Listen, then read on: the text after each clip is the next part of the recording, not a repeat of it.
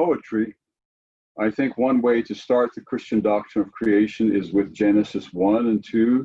Another way to start it is with John 1 and Colossians 1 and Hebrews 1. Yet another way to start it is with the Psalms. And I think it's best to start with the Psalms, then go to the New Testament, and then go to Genesis 1, because then I think we have a sense of what it's all about. So these are words not in the Psalms that we have, but by Sirach. The pride of the higher realms is a clear vault of the sky, as glorious to behold as the sight of the heavens. The sun, when it appears, proclaims as it rises, what a marvelous instrument it is, the work of the Most High. At noon it parches the land, and who can withstand its burning heat? A man tending furnace works in burning heat, but 3 times as hot is the sun scorching the mountains. It breathes out fiery vapors, and its bright rays blind the eyes. Great is the Lord who made it. At his orders it hurries on its course. So now we go to the moon. If I can get back up here just a little bit. Don't want to go that far. Okay. It is the moon that marks the changing seasons, governing the times, their everlasting sign. From the moon comes the sign for festal days, a light that wanes when it completes its course. The new moon, as its name suggests, renews itself. How marvelous it is in this change, a beacon to the hosts on high, shining in the vault of the heavens. Okay, so now we go to the stars and the rainbow. The glory of the stars is the beauty of heaven, a glittering array in the heights of the Lord. On the orders of the Holy One, they stand in their appointed places. They never relax in their watches. Look at the rainbow and praise him who made it. It is exceedingly beautiful in its brightness. It encircles the sky with its glorious arc. The hands of the Most High have stretched it out. Now we go to a longer portion of it on nature in general. By his command, he sends the driving snow and speeds the lightnings of his judgment. Therefore, the storehouses are opened and the clouds fly out like birds. In his majesty, he gives the clouds their strength, and the hailstones are broken in pieces. The voice of his thunder rebukes the earth. When he appears, the mountains shake. At his will, the south wind blows. So do the storm from the north and the whirlwind. He scatters the snow like birds flying down, and its descent is like locusts alighting. The eye is dazzled by the beauty of its whiteness, and the mind is amazed as it falls. He pours frost over the earth like salt, and icicles form like pointed thorns. Here's the part I really like. The cold north wind blows, and ice freezes the water. It settles on every pool of water, and the water puts it on like a breastplate. So the ice over the pond of water is like a breastplate. He consumes the mountains and burns up the wilderness and withers the tender grass like fire. A mist quickly heals all things. The falling dew gives refreshment from the heat. Okay.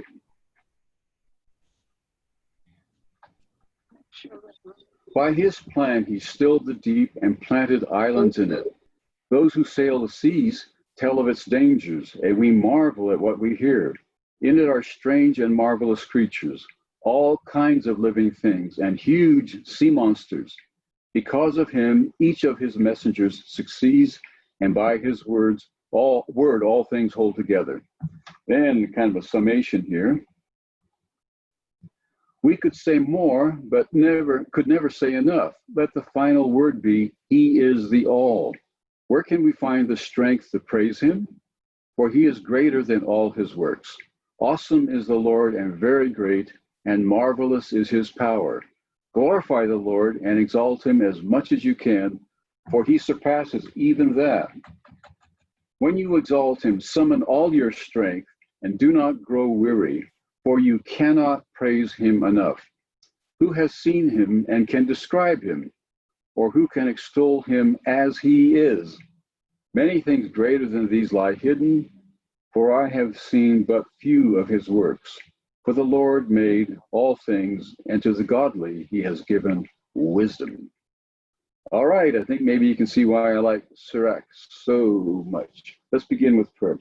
Dear God, thank you again for these people and this technology. Thank you also for Sirach, who lifts our eyes from the mundane to that which is more sublime. So much of what we see now, we look for truth, but we find falseness. We look for beauty. We find ugliness. We look for the good and we find the bad. We look for the depth and we find the shallow. We look for leadership and only find those who are going to follow. Help us to be inspired by these words of Sirach, we pray in Christ's name. Amen.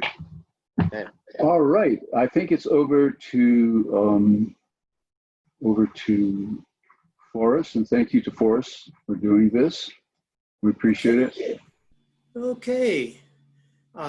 Before I start, I'd just like to say I enjoy this group. We were talking to several this morning, waiting to get on, people from Wisconsin, New Mexico. We didn't get the chance to talk to Capinos, but you're from Pennsylvania, I think. Yes. Yeah, what is it, Pottstown? Yes. Yeah, okay. Yeah, I used to pastor Westchester in York. Oh, So, is that right? yeah. We're 3 miles from Pine Forge, Okay, yeah. and we're 20 miles from Blue Mountain Academy. All right, good. Yeah, 2 of my sons were born in Pennsylvania, so they're Keystoners. So I guess you have to be careful with the word stoners these days, but anyway, so we have an attachment to Pennsylvania. I enjoyed it. Anyway, and then, I see Ron Graybell with us. You haven't been with us for a while, Ron. Oh, well, I'm wandering all over Zoom, all over the country. Anyway, so we're meeting friends, new friends that we hadn't met before, and of course, then we have Dr. Brinsma with us. Huh?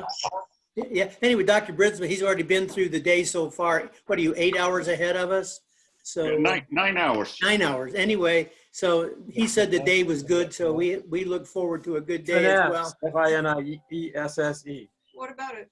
That's one of the things on here. Oh, okay, thank you. It's the big one. It catches all of them. Yeah. It does. Anyway, It didn't work. okay, David, can you mute all the phone lines and then I'll get back on? Let me try. I'm trying to get Monte on board so he can run this. He's so good at it. Yes, there we he go. is. Okay.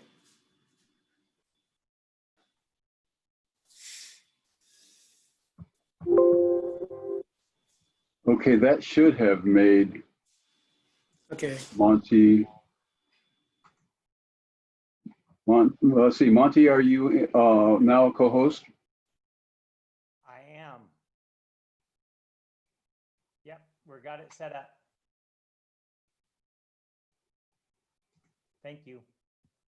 Okay. All right. All right. So we are continuing our journey of what we started out by calling the silent period. But I think Rodney and I have decided that we're no longer going to use that term as a silent period. As a matter of fact, I'm looking at this kind of like, remember those Russian dolls that you open up, you take apart, and then, oh, there's another doll in there. And so you take that one apart. Oh, there's another one. You take that one apart. Oh, there's another one. And I'm finding that as I go through this, that the more I read, the more I know I don't know. So it's been an interesting experience. This week I've been in touch not only with the Apocrypha, but the Pseudepigraphon as well, which is these are, I don't want to use the word forged, but that's probably supposed to be written by someone that's been long dead. But what they do is they give us some interesting insight into the thought of the period. Another thing that I've been thinking about in this whole process is the concept of the canon, I used to think the canon was kind of a bright line. Here's the canon, here's not the canon. Here's the canon, here's not the canon. But I'm kind of coming to a conclusion that there is no bright line. We have things that we actually accept as the canon. And then there's these gray areas that we go out and we find things that speak to us as well. And we believe those that God might be speaking to us through them. So I'm kind of reevaluating my concept of what we call the canon. And I'm not going to get into an argument over the 66 books. However, already there's things that we don't, I don't think I've ever preached on the Song of Solomon. And so, you know, there's things that, some books that we don't preach on.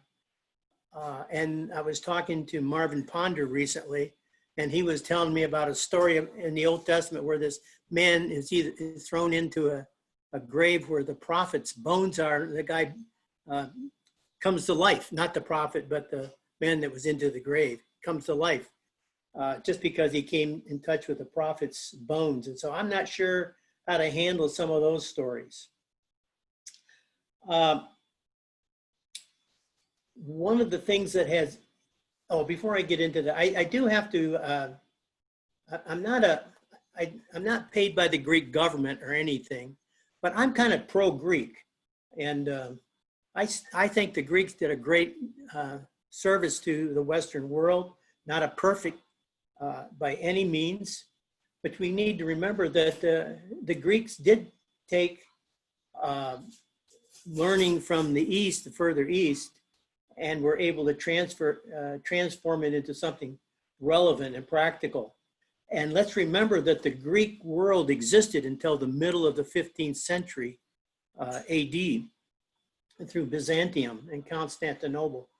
So the Greeks were around for a long time. Matter of fact, when the Crusaders went to the Holy Land to fight, they stopped off sometimes in Constantinople, and they were intrigued with the idea that the Byzantines were discussing Plato and Socrates and Aristotle in the marketplace, and they had warm running water in their homes. So anyway, I just had to speak up for my friends, the Greeks, as well today.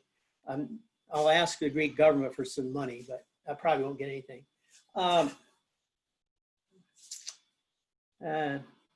Okay, the thing that I wanted to do today and was try to link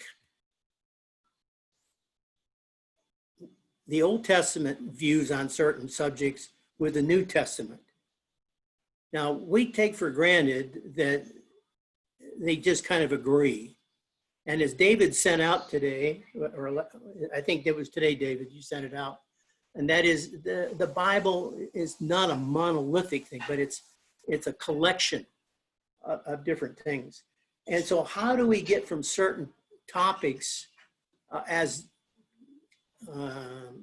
presented in the Old Testament to how they're presented in the New Testament? And I don't plan to make an absolute highway, but I'm going to try to at least throw a few breadcrumbs out and connect some dots as we go from the Old Testament to the New Testament. It's interesting that we think the Old Testament says certain things at certain times, but we're probably reading into it from our perspective. And I'm not saying that's good, bad, or indifferent. I'm just saying it is. Oh, I know one other question that some people have asked is, do we see the hand of God in this middle, is this 400, 500 years? And I'm not sure how to answer that question. I think a lot of it depends from your theological perspective. If you're a Calvinist, you would see everything that happens that was the hand of God. If you're a deist, you would see nothing. If you're an Arminian, you would probably modify that view a little bit. So every time you analyze it, it's from an ex post facto perspective. and depending on your theological view, would say whether or not God's hand was in that. Anyway, so I want to take a look at some subjects here today. I hope to get through about 4, maybe 5, and to try to draw some, as I said, to get these dots, kind of trace the dots and look at a path if it's not a full highway. The first topic that I want to talk about is Satan. Now you say, well, that's a tough one. I'm reminded of the story of Calvin Coolidge, who, for those who don't know who Calvin Coolidge was, he was a president of the United States for, I think it was 7 years, 6 or 7 years during the 1920s. They called him Silent Cal. And he was asked after he came home from church one day, what did the preacher preach about? He says, Satan, the devil. Well, what did the preacher say? He was against him. So, and that's all they heard out of Coolidge. So I'm going to talk a little bit about Satan and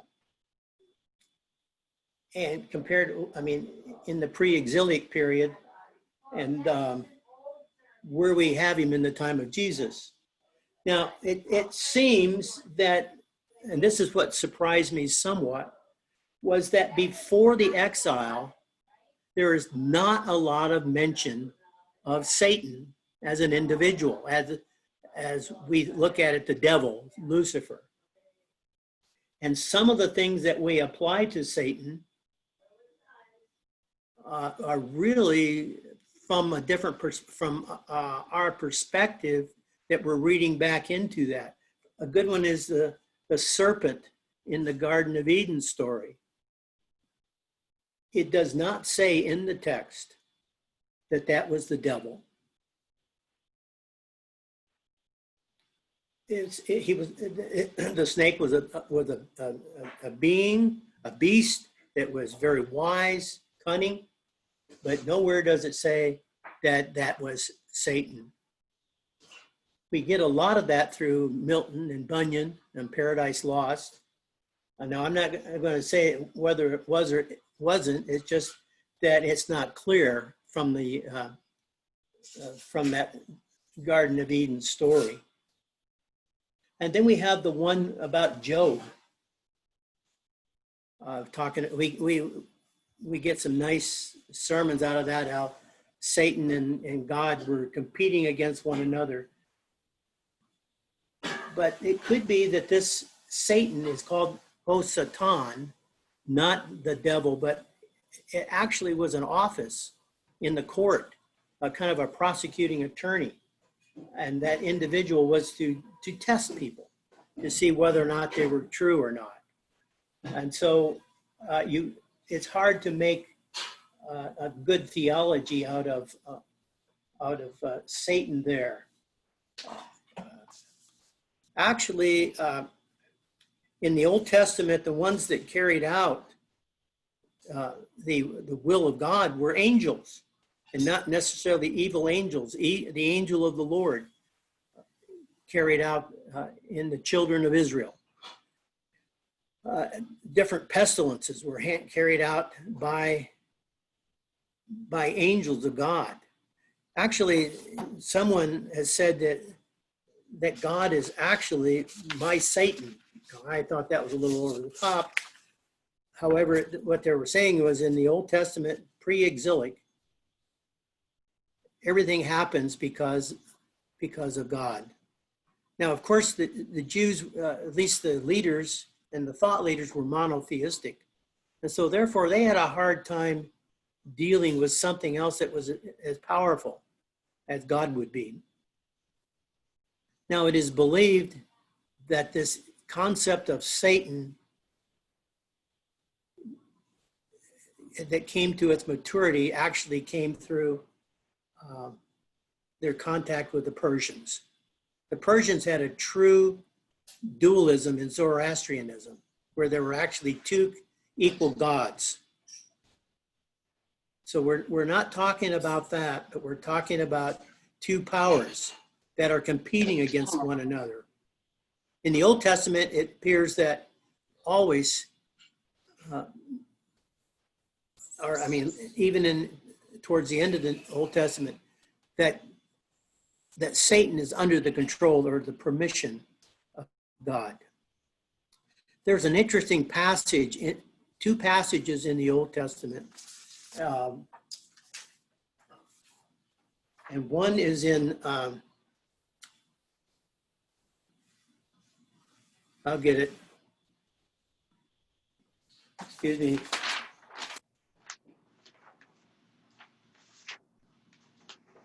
Well, the idea is that in one place in Second Kings, God moves upon David to have a census. And for some reason or another, it didn't please God when David actually did it. And so it says clearly that God moved upon David. But you go to First Chronicles, which was written after the exile, and it says very clearly that it was Satan who moved upon David. And so you have the same story. You have, I'm not sure how many years difference, but one was probably pre-exilic, the other was post-exilic, and shifted the emphasis from God doing it to Satan doing it. And so that's kind of the extent of where Satan is in the Old Testament. But you come to the intertestamental period, you see a whole development of Satan. Not only Satan, but you have other angels as well. You have angels with names: Raphael, Uriel, Michael, Gabriel. In the earlier parts of the Old Testament, the angels did not have names, but you come up to a full angelology, and that also means bad angels as well. And so there's this development, and then through the book of Jubilees, and in First Enoch, you have different development of Satan. And by the time you get to the New Testament, you have a full-blown theology of Satan, that he's malevolent. Yeah, he's called the Prince of Demons, the Prince of this world, the God of the world, the tempter, the devil, Diabolos, Beelzebub, the enemy, the evil one, Belial, the serpent, the old serpent, the dragon. But by the way, my text, I did find them in the Old Testament. It was 2 Samuel and 1 Chronicles. I think that's what I said. I think maybe I said Kings, but it's 2 Samuel. And it's the same story, but in the Chronicles story, it's Satan that does the moving upon David, not God. And so there's this development of demonology and of evil through the intertestamental period. And many scholars feel part of that was in part because of the contact with the Persians. Now, remember that the Persians had probably the most benevolent attitude towards their conquered people. They let them practice their own religion. Matter of fact, we know of Jews going back to Palestine. We also know of other groups that were able to return to their own religion. But clearly the Persians had an influence on the development of Satan. Now, what does that say to us? Can God be working through other agencies other than Hebrews? I personally think that it happened, but I think that's a legitimate question that should be asked and can be asked. In the early times, Satan is not opposed to God, nor is the tempter of men. But by the time we get to the New Testament, we have this whole development that Satan, the devil, Lucifer, is our arch enemy, the arch enemy of Jesus. Matter of fact, in the Gospel of Mark, you hardly get the book opened and Jesus and the devil are going at it in the wilderness. Did Jesus accept the popular demonology and Satanology reflected in the New Testament? Some have been willing to stake his authority upon the affirmative answer to this question. They would put the matter into the form of a deadly dilemma. If Satan and the demons are not real existences as they appear in the simple reader of the New Testament, then Jesus was wanting in either knowledge or candor. And so, and you see, again, demons being cast out. But as you move towards the end of the first century, there seemed to be less and less drama. And I'm not sure if demons were cast out or what. I'm not even sure whether or not demons were nothing more than some type of psychological manifestation within the individual. Of course, this is a pre-scientific period. So anyway, but the point is, during this intertestamental period, there was a full development of angels and demons, Satan. And again, the difference between the Jewish view and the Zoroastrian view was that Satan was not equal with God, whereas in the Zoroastrian view, the two gods were they were independent of one another and they battled. And so I found that as an interesting thing that the Old Testament, which I knew didn't have a whole lot about Satan in there, whereas in the New Testament, it seems to be full blown. And how did it get there? And I think part of it, well, it developed in the 400 years. I'm going to use the word 400 because that's not the exact period, but in that intertestamental period, which by the time we get to the first century, during the time of Jesus, there was a full-blown theology of Lucifer and of demons. So that's the first one I wanted to look at, was angels and demons, the development of Satan. We can discuss this later if there's more concern with that. The next one I'd like to speak about is the concept of resurrection. Now, we learned a few weeks ago that when we were looking at the book by Bart Ehrman, Heaven and Hell, A History of the Afterlife, we realized that in the Old Testament, with the concept of Sheol, when you died, you died. It was kind of it. It was over. And yet, that doctrine, well, let me just say before, we as Adventists in our evangelism, we use a lot of those Old Testament passages to prove our concept of the state of the dead. And I think in some ways that's good, but I don't think we can push him as far as sometimes we like to. The living know that they shall die, but the dead know nothing. The dead neither praise God. And so there's this issue. We use those texts, but we have to realize that probably these were in the context of a final death, that there was no resurrection from that. So where did the resurrection come from? It might have been inchoate in the Old Testament, but it took, again, the contact with the Persians to probably come to a view that there was such a thing as resurrection. And we talked about justice. And if you die, if everybody dies and it stays dead, where's the justice? If you've been a real cad your whole life and you cheated, financially and morally, and whatever you did, and then you died and that's it. Okay, that's all, well, you know, that's it, and that's too bad.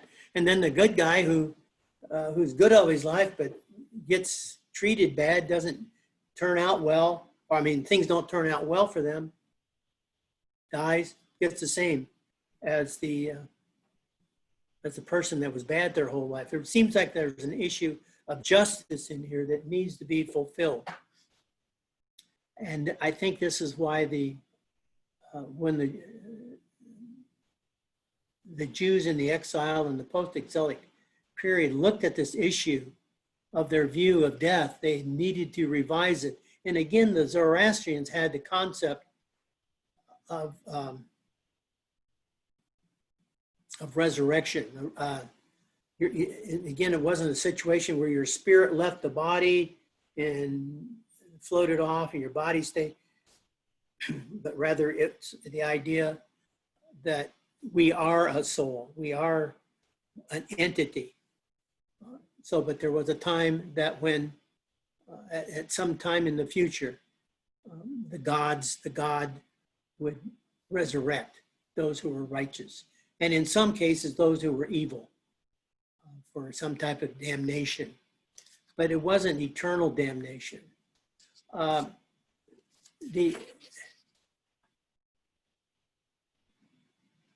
just trying to look at some of my notes here. And so this idea of resurrection developed again through the intertestamental period. We see this in 2nd Maccabees, which is at the height of the persecution by Antiochus Epiphanes. There's a story of a mother and 7 sons who are persecuted and tortured before they're dead, but they clearly discuss that they will be resurrected. Now, later on, I think it's in 4th Maccabees, that there's a discussion of when they'll be resurrected. Some feel it was right after death, others felt it was after a period of time. So we come down to Jesus' day, we have the Pharisees who do believe in the resurrection. And we have the Sadducees, who unfortunately we don't have a lot of information regarding them. They didn't believe in a resurrection. They actually had the Old Testament view. They were the power brokers, though, by the way, in the time of Jesus.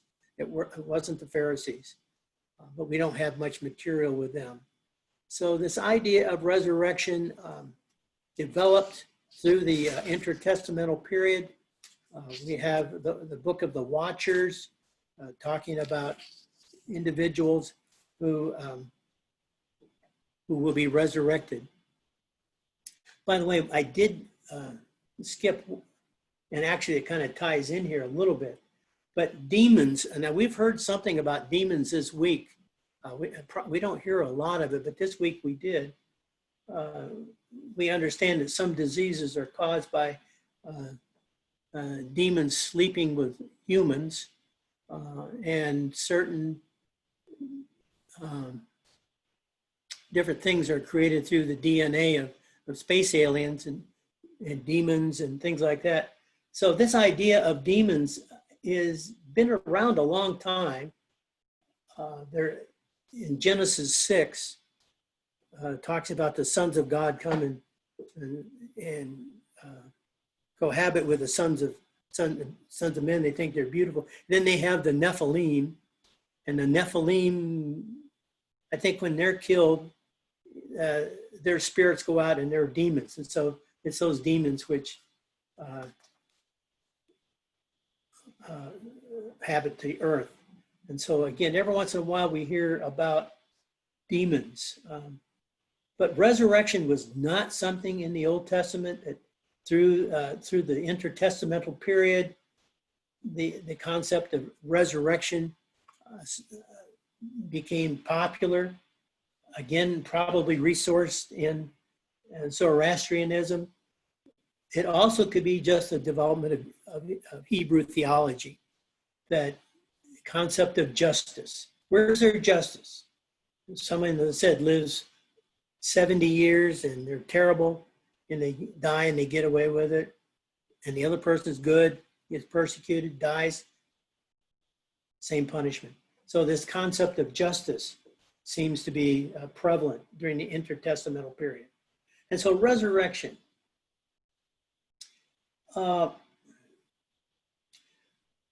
Another, it's not so much, I don't know what to call it. It's not a theological concept, but more of a practical concept, and that is of pesher.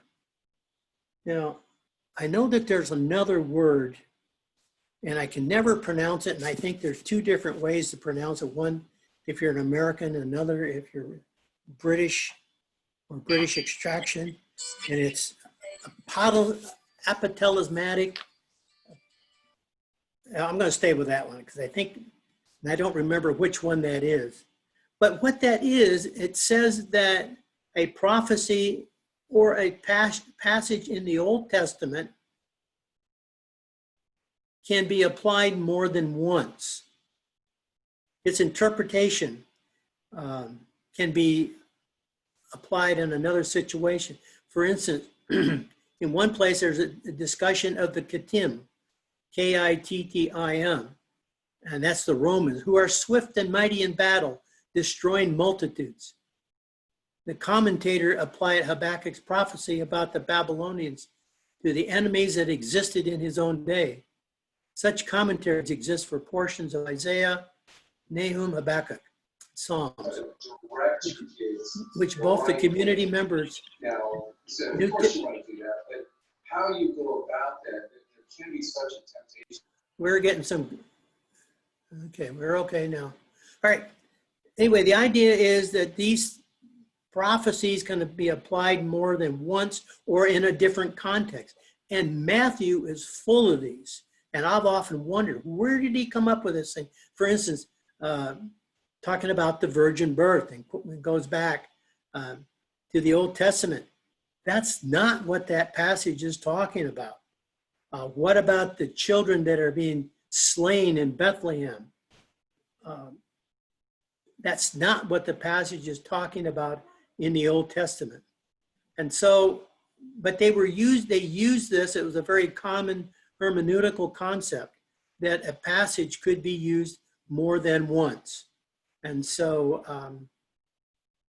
anyway, I found that interesting. That's probably, well, I'd say that's where the New Testament writers come up with this idea of how these statements in the Old Testament can be used for the Messiah. Matthew, I said, number.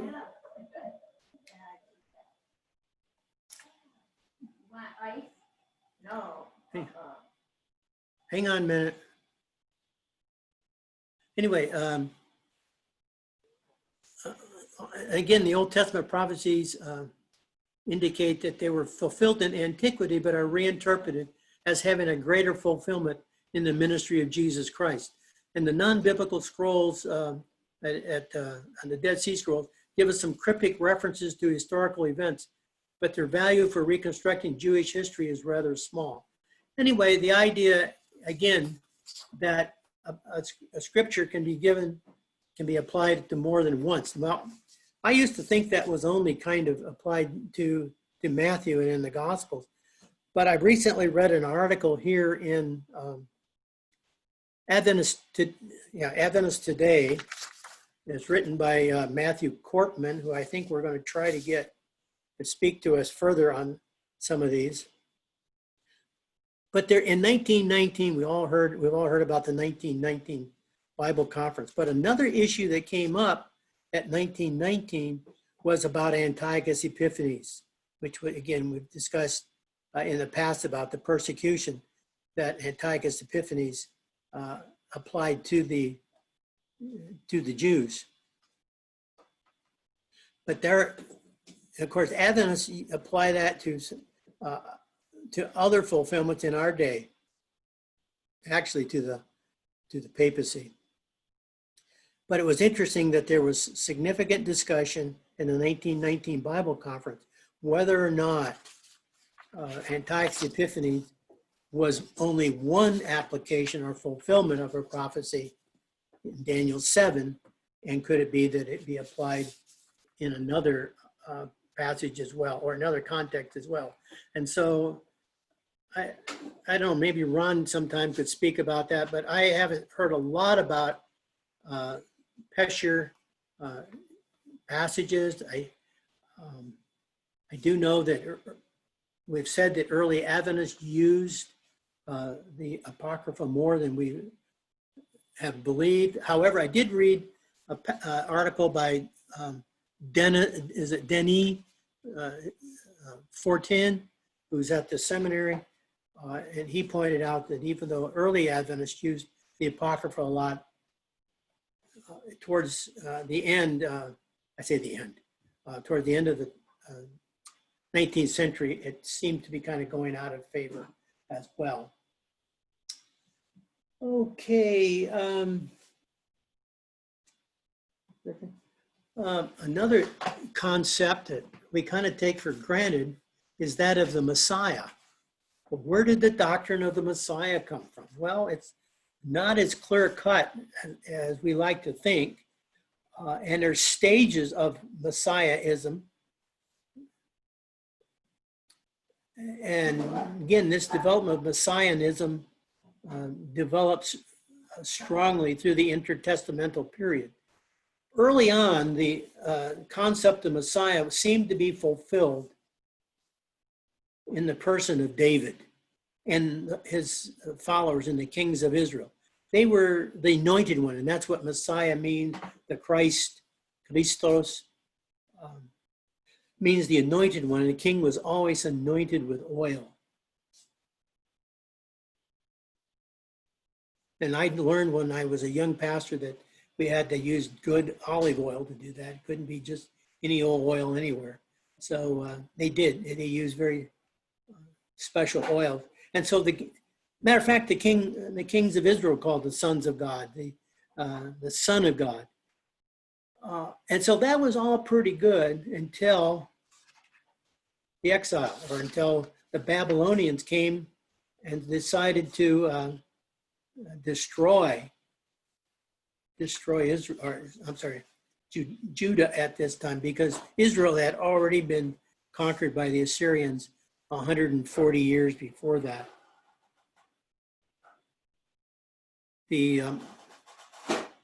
So as long as there was a king on the throne,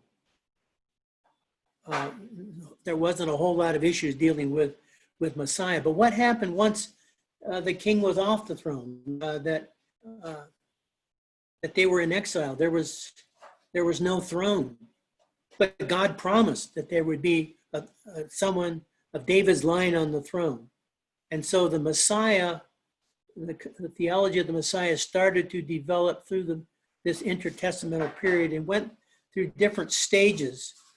I'm not going to mention each one of these, but I did find a couple things. One was, although that Zerubbabel was expected to be the king of Judah because he was of the line of David. But kind of Zerubbabel just kind of goes off the scene. We don't know. I don't think I remember what happened to him. The other was Joshua, the high priest of the line of Zadok. They were considered to be in line or fulfilling this messiahship. And by the way, one of the things that I didn't realize, that some of the views of the Messiah were a bifurcation. In other words, there was two aspects of it. There was the high priest, and then there was the king. So one was I don't want to say secular because king was holy, but it's more of the ruler, whereas the high priest was the spiritual ruler. And as things went on and on and on,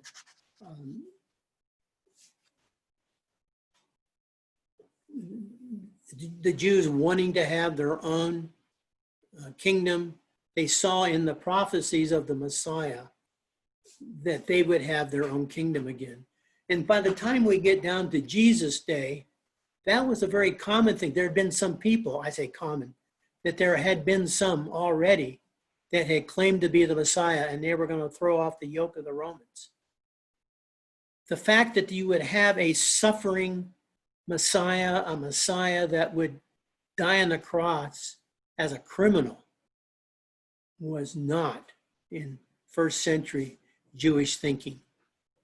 So Jesus coming as a Messiah and dying, not as a conquering hero, but as a criminal, or as Paul talks about, the stumbling block. So at the time of Jesus, actually during Paul, and then later on, this idea of the Messiah changed towards the suffering Messiah. I don't believe that in Hebrew thought that it ever changed. I'm not sure when they stopped looking for a Messiah or if they ever did. However, the idea is it was a very prevalent thought, and it was part of the Judean thought of being independent of Rome. And of course, when Jesus didn't do that, he was crucified. Actually, I don't want to use the word sympathetic, but I understand a little better the Roman view of crucifying, executing Jesus, because they did not want to have to put up with another revolt. And they had already had experienced that. And we do know that by the end of the first century, there were a couple other revolts against Rome. And of course, in AD 70, the temple was destroyed. And in 135, the whole city was razed to the ground and even changed its name to Capitolina, or Capitola, I think. Okay. And so the Messiahism was actually an independence movement that the Jews were looking forward to throw off the Romans. They had thrown off the Greeks in 167. The Romans, and then for 100 years they were under their own leadership, the Hasmonean, and then in 63, they BCE, they were conquered by the Romans. And so after 100 years of what they considered freedom, they were under the Roman yoke again. You know, I mentioned to my esteemed colleague, Rodney, the other day, I said, I think that the Jews were whiners. Now, I mean, the Romans did a lot of good for the Jews, and they did a lot for the rest of the empire. They had roads, they had security, because there was always this concern of the Parthians on the eastern borders of coming in there. And so, as the old saying is, never pray for the death of the king, because the next king could be even worse. You had the Pax Romana, you could travel throughout the Roman Empire. There was business from what is now Spain all the way to Alexandria. So there was a lot of positive things that benefited the Roman, the Jews, and there were a lot of Jews that liked it, they supported it. If you really want to talk about destruction, you should talk about the Carthaginians. They were destroyed in the 3rd century. I mean, just totally wiped out, put to the sword, and the whole city was pulled down. And so again, there are a lot of this development of theology through the intertestamental period. So it wasn't silent. There was a lot of thinking going on. There was a lot of progress, or I'd say, I'm going to not use the word progress, but development of views in Satan, the resurrection, Messiahism, and again, this Pesher. One of the things that I think we'll talk about at a future date, but I think I'll just bring it up here, and that is apocalypticism. Many of these pseudepigrapha, or scores actually of the pseudepigrapha, are apocalyptic literature. And what it is basically is that in the book of Deuteronomy, it was said that if you do this, I will do this. But if you do this, I will do this. And as it was said, I don't know, last week or the week before, but it's on the same shape as a covenant, a Hittite covenant. where you have the suzerain and you have the vassal underneath, and they make pledges to one another. And God said, if you obey me, I will prosper you. But if you don't, then I will punish you. And so when you come to the time of Jeremiah, realizing that they are not following God, then they go in, they said, that's why we're going into captivity. But what happens when you come out of captivity and you still are persecuted? And the answer was, there has to be something else other than just God. And it's the enemy of God, the enemy of God's people. Of course, that's really where the doctrine of Satan and the devil comes in as well. And so you have angels versus demons. And when you come to Jesus' day, Jesus was an apocalyptic prophet. So, but I don't want to go into great depth on apocalypticism today. But all this was developing at the same time. And so by the time we get to the first century, during the time of Jesus, the time of Paul, these views seemed to be well set and well adhered to. We know the Essenes accepted a lot of these views.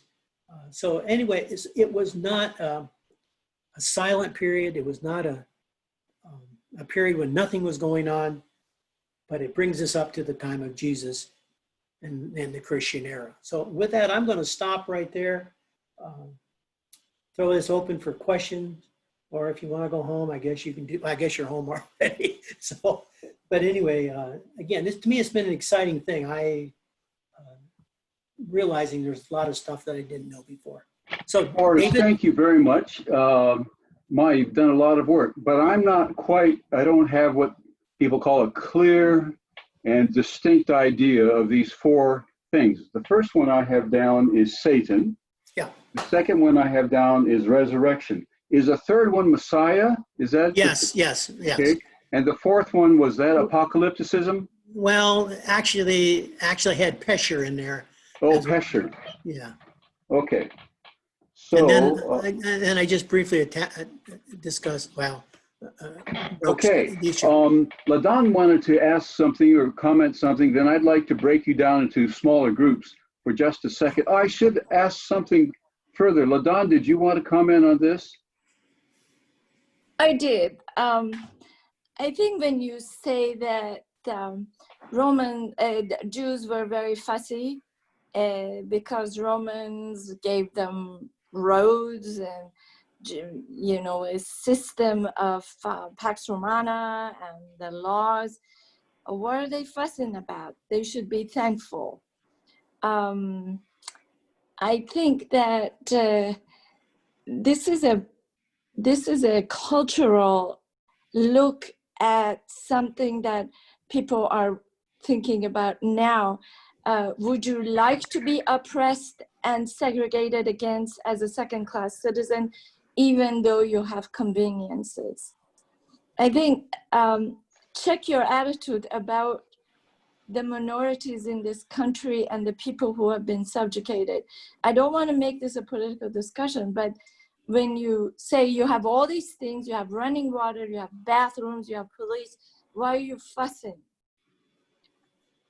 You have a lot of things that you didn't have before. And I think freedom is something that people long for, even if they don't have Pax Romana. I think it comes to this day when people say, why are you fussing? You have things. So I just want to make a statement. Well, that's a good point. So maybe we should go easy on the whining language. Now, I see a couple of hands. There are a couple things I'd like to do. First would be to see if someone else would like to contribute to our understanding of this. That is, two kinds of things. One, can you contribute something to our understanding of this period historically? And then secondly, can you contribute something to how we might understand the idea of the development of doctrine? So that's a more theological question. The first one is a more historical question. Anybody want to jump in on either of those? I see Dr. Brinsma. Well, I just wanted to make a very general statement, and that is that we sometimes forget how long a time 400 years is. Yeah. You know, it's about the same distance from the Middle Ages to where we are now as it was from the end of the Old Testament to the New Testament. And so it should not surprise us that there really is a lot of things going on. There's a lot of developments, and that we have a totally new scene when we come to the New Testament when compared to the Old Testament. So that's just a very general remark, that we sometimes seem to think that a couple of centuries in the distant past was somehow shorter than a couple of centuries are in our day and age. Well, you make a very good point, and Dr. Brinsma, is we go, let's say we go 400 years from here, we go back to the Mayflower, the landing of the Pilgrims on Plymouth Rock. You go 400 years before that, you're in the Third Crusade. So, you know, it's just amazing when we realize the amount of time that went on there. And actually, it probably seemed longer because they didn't have a lot of written material and people didn't live as long. You know, maybe 40 years is as long as you live. So it was quite a lengthy period and a lot of transition in that period. Thank you for stating that. I do want to put Bernard on the spot, and if he doesn't want to say anything, that's fine. But this is his specialty. So Bernard, if you have anything you'd like to add, this would be a good time to hear from you. Well, in a couple of weeks, I will have an opportunity to address the Septuagint and these sort of context. And I think for now I'll wait till then, but thanks for the invitation. And thanks for your sending out each week, Dave, helps that you think will help us. I thought the Rice University speaker was helpful, even though he never had the wisdom to show us what the name of his book was. I think the name of his book is Mind the Gap, which I think is a clever name. Now, what I'd like to do is something different, and that is to break you down into groups and ask you in each group to discuss what you think we should discuss when we come back, all right? So I will break you down into groups, and the machine will do it automatically. So here we go.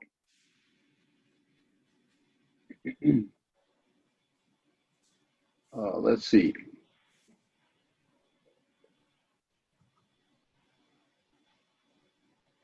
Well, I just thought I had it. 1 second.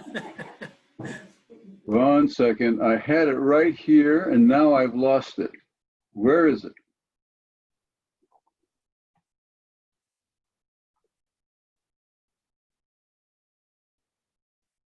Huh. Well, maybe I'm not going to be able to. One more try.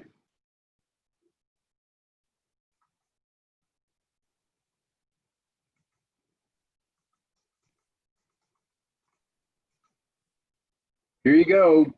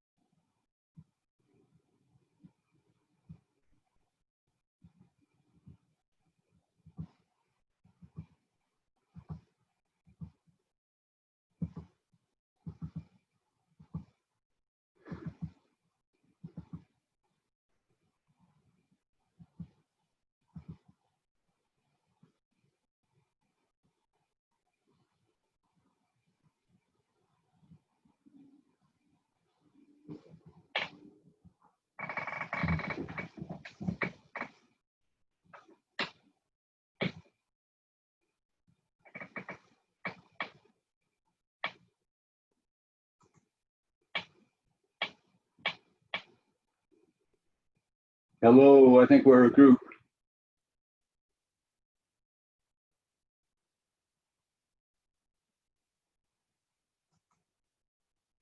So I see in our group, Bud Racine and Shirley, there may be Marvin and Afia and myself and Mimi. What would you like us to discuss when we get back?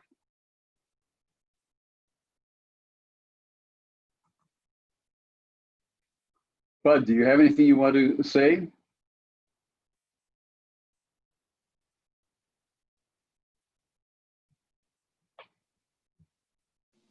No, not really, David.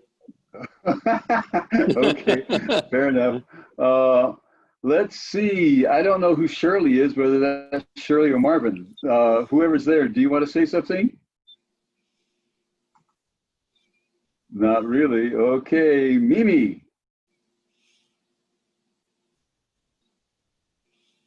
Well, Afia, do you want to say anything?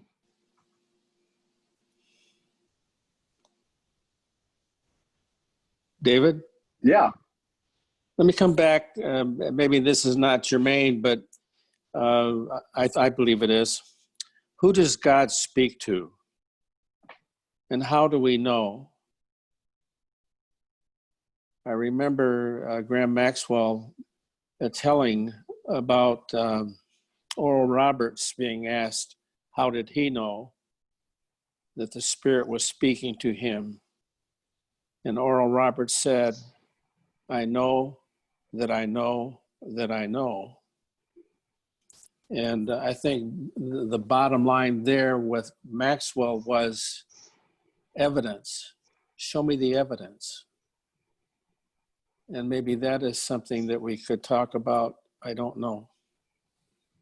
Well, I think it's pertinent because last week, Rodney talked about whether we could see the hand of God in all of this, and he thought not, and whether we could see the finger of God in all this time, 400 years, and he thought not. But he thought maybe we could see the shadow of God. So the question comes up, how do we know whether the shadow is God or some other thing? So the question is a good one. My own response is maybe a little more diverse than Graham's would be. That is, Graham did emphasize a lot evidence. We ought to base our views on evidence. Like we have evidence-based medicine, we should have evidence-based religion. And I surely agree with that. I do think we need to take into account that there is something called intuition, and that those intuitions are convictions we have that are so basic that nothing else can shake them. For instance, I think we have an intuition that life is better than death. Now, what's the evidence for that? That's a purely value statement. Life is better than death. But it seems that all living beings believe that. They all struggle for life as much as they can. And yet, if we would say, prove to me that life is better than death, that'd be very, very hard. So that doesn't mean it's contrary to evidence, but some kinds of evidence would be the start where we start thinking. Other kinds of evidence would be where we continue to think. Another one would be, is peace better than war? Well, I think there are cultures who say war is better than peace. The Spartans, for instance. But for a lot of us, it's intuitive that it's better. And how about this? We hold these truths to be self-evident. And that's sort of an appeal to intuition as well. So I don't know that that I want to deny the idea of intuition, but the idea of evidence, but I'd like to have the idea of evidence more fully understood. Though, if we were to talk to Graham about this, he would agree. He would say, well, okay, there's all kinds of evidence, and intuition is one kind of evidence, but it has to be coordinated with other kinds of evidence. One cannot rely solely on intuition, but it has to be mixed in with other kinds of evidence as well. So I do think there are some things that we would say, I know because I know, because I know, because I know, and that's it. Because we can't say anything more than that. Whether we can say that about the hand of God in our lives, I think it's very, very doubtful. Anybody else want to say something? You know, I can't help but think, David, in my own thinking, that God has spoken. For example, I've written down some names. I think God has spoken to Ron Graybill. I think God has spoken to David Larson, to Rick Rice, to N.T. Wright, to Render Brosma, Sigfrid Tonstadt, and our own Rodney Corker. You could go on and on. I think to a degree, God speaks to everyone. He spoke to Ellen White. Somehow we, or at least I was brought up to believe that there was some kind of special conversation between God and the biblical writers. I think that was a special revelation, to be sure, but I think to not believe that God also speaks to people we know today as much as he did then should be considered. I think of how God intervened in the lives. You know, the classic one is Abraham, when God said to Abraham, "Don't kill your son." Tremendous intervention. And of course, the great intervention, which leaves me to believe mine is inferior, is God's intervention with Saul on the road to Damascus. Profound intervention. At any rate, I'd be curious to know how we differentiate between the validity of God speaking to us, or to the biblical writers, and not to us. I'd like to participate in that. Maybe I can just say something to all the rooms right now, and that is we'll have one more minute and then we'll close things down. I'll be right back, okay, after I make this comment.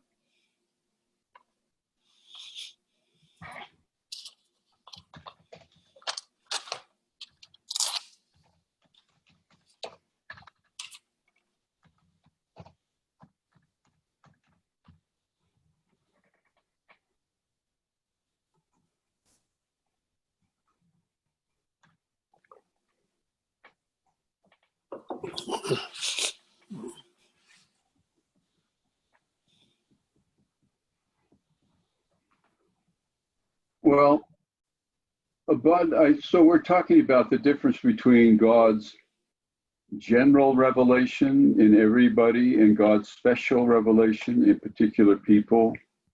And I think you're right that we ought to see those as continuous, as the special revelation is not something totally unlike the general revelation. I do think then that we have to ask ourselves, well, how do we distinguish whether this special revelation is from God? And I don't know what else to say except to consider all the evidence and then check with one's colleagues in the community of faith and see if they also have the same conviction. You know, but David, it's like we strongly believe that the Bible was written by inspired men, that the words they chose were not inspired. They weren't stenographers. And so there is a degree of inspiration that's inclusive of Rick Rice's, Dr. Brusma's, on and on. I think that that makes sense to me somehow. Sure, and Beethoven, Mozart, right? Yeah, right. Well, they count. They were surely inspired by God as well. Absolutely. Okay, I'm going to close things down and see what we get.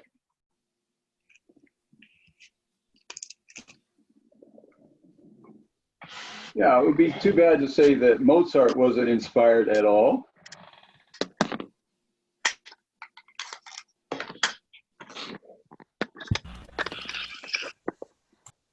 Okay, I guess we are back.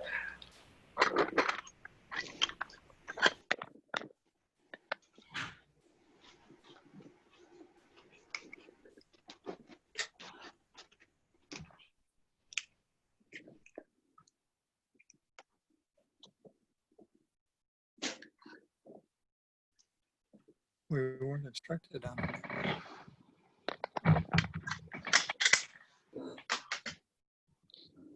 Dave Larson, let me ask you a question while people are coming back on. Sure. In this time period, I've realized that there are a number of interesting Zoom Sabbath schools around the country. I think it would be nice if somebody would compile a list, not just, but because I was already, this morning I was already on Chuck Sandifer's version of the Branson class, you know, at Sligo. And now I'm here because since we have this time lapse between the East and the West, we can go to 2 Sabbath schools if we want. And then some people wanted to leave Chuck's thing so they could watch this church service at Sligo. But it would be nice, and I think Daryl Ward has a Wednesday night group from Andrews, which would be nice. And there's even one in Australia. So just because we're not there on campus, we could be all over the world with like-minded friends. Well, maybe Dave could do that on the Branson Legacy Sabbath School website. Make that list. Yeah, yeah. And then every week you could post the invitations to all these different places. Yeah. I have a suggestion, and that is, oh, I'm sorry. Yeah, you're getting echoes. Yeah. I have a suggestion that any of you who know of a group, email it to David, and that way we'll get more. Yeah, you're getting echoing. Yep. That's because they have 2 computers in close proximity. One second here. I think it's Grinder and Afia. I am going to mute everybody. And now, Bronwyn, would you unmute yourself, please?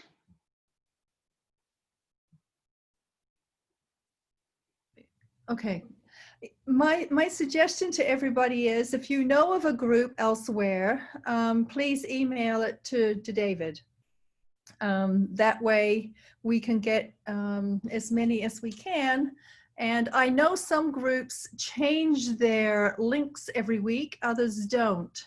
So that we might have to connect with each one and ask them to send us emails so that we can add them to the list. But we could try it and see how it goes. And just put it on the website. Right. Idea, yeah. I think it's a great idea. I also think it would be helpful to have a 5-minute summary of what they did at Sligo at the Branson Sabbath School class earlier in the morning. Can you give us 3 or 4 minutes? What did they talk about, Ron? We need you to unmute yourself.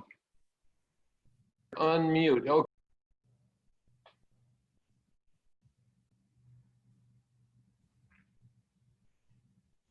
You're still muted. Still muted. Wait, there we go. Okay. What had happened is that Kendra Hedloviak had gotten Larry Garrity and John Butler together with Fritz Guy to interview Fritz Guy about his life and his contribution to Adventist theology and his teaching and all his different careers. And so they had actually pre-recorded this interview with Fritz Guy, and they played that, and then they came back for brief discussion. But they wanted to break right on time because in the Sligo service, the 3 women who had been some of the first women ordained way back 25 years ago they were going to be celebrated during that Sligo service. So so they wanted to quickly go to the church service. Hmm. How interesting. We should see if we can get that tape and send it around to people. Okay, from your small groups, does anybody want to say something to the larger group? Brahman, I don't know if you can keep track of this, because I think Forrest is going to be pretty busy responding to these questions. Give me a minute to go get a pen and paper. Okay, who wants to speak first while she's doing that? Well, I will then. If you don't want to speak, I will keep speaking till you do. I think that this is a fascinating topic that shows how doctrine develops, even in our time. Let's take an analogy, and that is, in many homes, there isn't a rule about something until someone does something horrible. Then they say, well, we better have a rule that that doesn't happen again.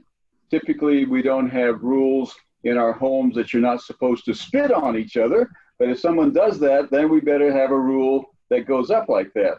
Likewise, when it comes to doctrine, we often don't pay too much attention to what we believe until we encounter something we don't.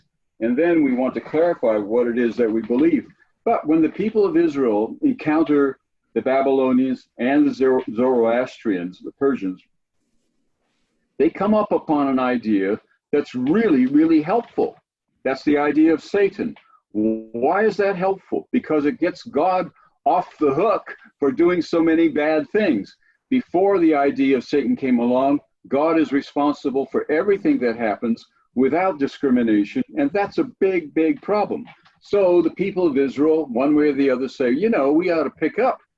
Now, it's not this explicit, but the idea is over time, they pick up the idea of Satan. But, as Forrest has pointed out, they don't pick it up all the way. They say, yes, there must be a Satan, but this is not an eternal, self-sustaining, never to be conquered principle. It is something that's derivative, contingent, and dependent upon God. Now, that raises a whole bunch of questions, but to incorporate the idea of Satan in a way that helps us think about suffering, but also to avoid making Satan an equal to God is something that the Hebrews did. Now, what does it mean to believe in Satan today? Do you believe in Satan today? And I think the answer to that question depends upon what do you mean by the word Satan, right? That's always a good answer to any question. What do you mean by the word Satan? And I think when I use that word, I mean this. Evil is not just the absence of good. To believe in Satan is to believe that evil is powerful too. And when we're struggling against evil, we're not just struggling against the absence of good, we're struggling against something that has a kind of potency, a virility that we need to take into account. Now, if you go into the writings of Karl Barth, he goes page after page after page after page after page as to whether evil is merely the absence of good or whether it is a potent principle of itself. And he, in the end, sort of straddles the fence. I think we should just say right out, we believe in Satan, when by that I mean, I'm not going to visualize this in any way, but what I mean by believing in Satan is to say evil is not just the absence of good.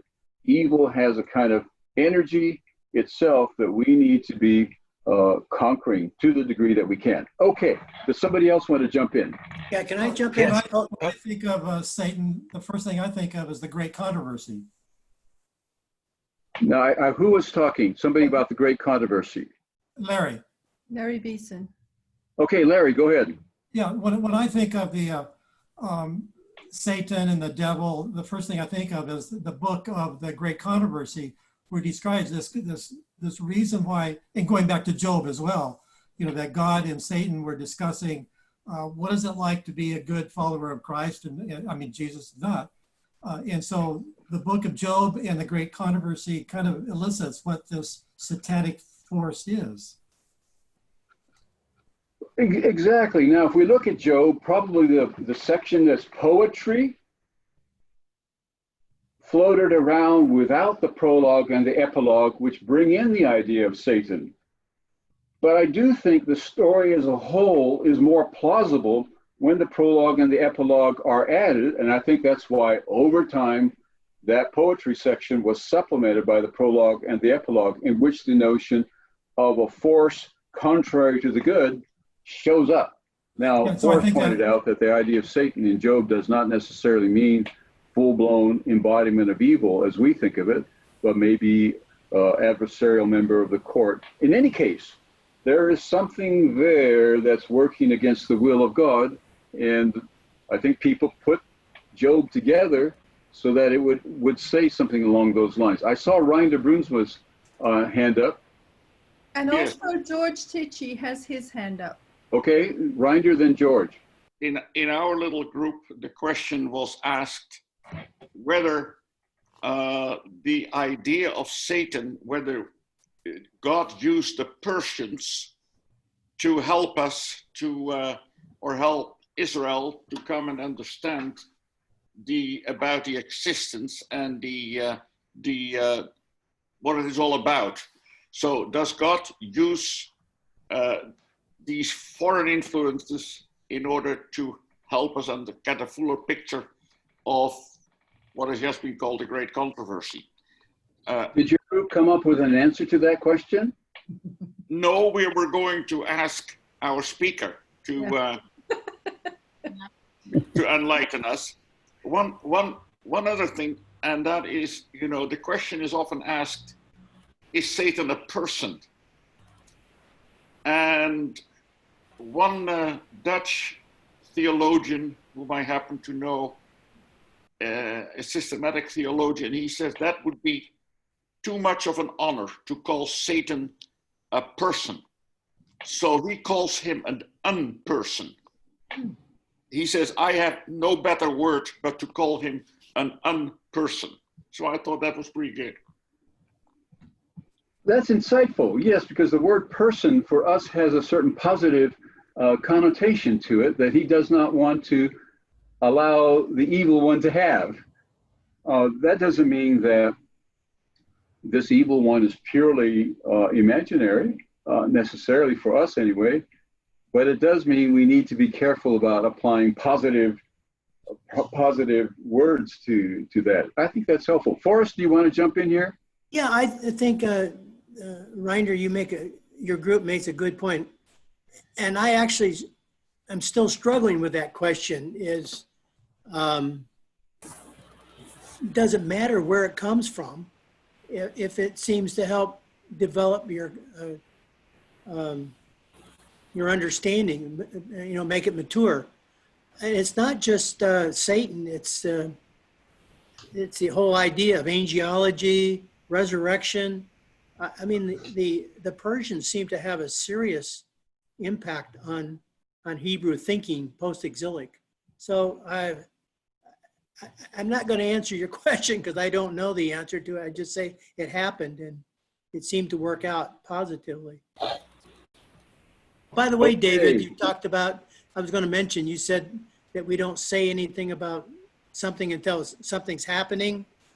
I remember when I was in the seminary, Dr. Detterin talked about beans up your nose concepts. And that is, you don't put beans up somebody's nose unless somebody's putting it up the nose. And so when someone comes out and says, don't do this, probably somebody's doing that somewhere. Okay, yeah. That's a good point. I'll be straight out on the issue of whether we can learn from people other than ourselves. And I think the answer is yes, absolutely. God is working in all people at all times, and we should all learn from each other as much as we can. So it's not as though God works with only one group. I think if we look over Adventist history, we might have learned some things that we did not know at first. For instance, on the Trinity, I think we were helped on the idea of the Trinity by those who weren't Adventists, and so forth and so on. So yeah, I'll just say for sure, God is working everywhere always. God is never silent. God is never home alone. So we can learn.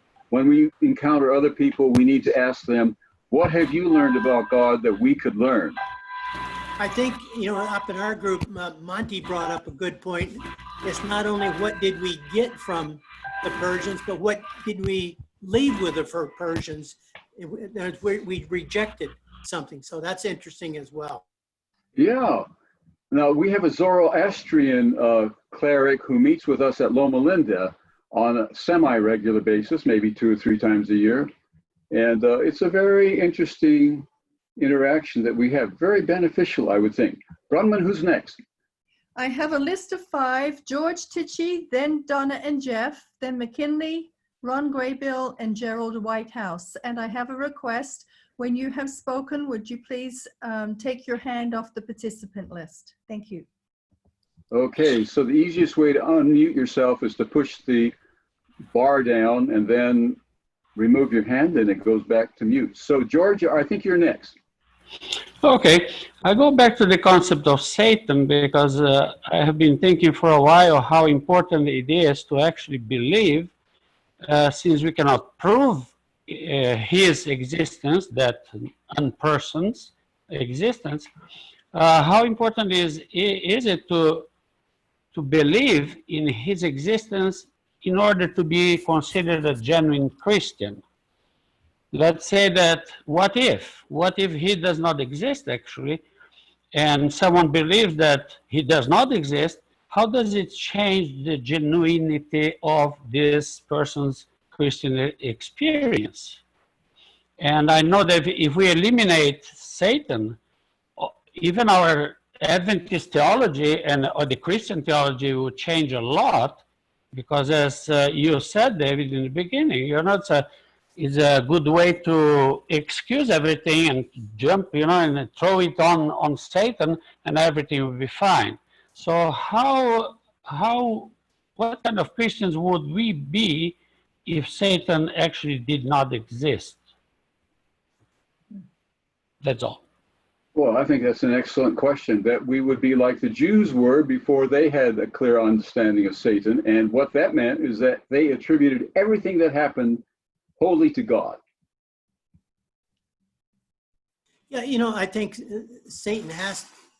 there has to be a Satan to be a foil for God. I mean, the polytheists didn't have a problem. They just blamed it on another God. Whereas the Jews or the Hebrews had to deal with it. And we see that, all the pestilences are brought by God. All the negative things, they're brought by God. At least the concept of Satan pulls the pressure off God. They said in the early church that they spent more time writing about Satan, the devil, and the demons than they did on any other topic. So you can get a little carried away with that, I think. But definitely we would be different if we didn't believe in a Satan. I mean, there would be no great controversy, I don't think. Okay, I hope is that responsive to your question, George? Okay. So, yes. It may be there's an advance here. First, you attribute everything that happens to God. Then you attribute it to some force other than God in part. But then you think that the world is run by, the law of second law of thermodynamics. So things just sort of go down on their own. So there's maybe some development of thought here that we need to be aware of. Okay, who's next? Donna and Jeff. Donna and Jeff. Maybe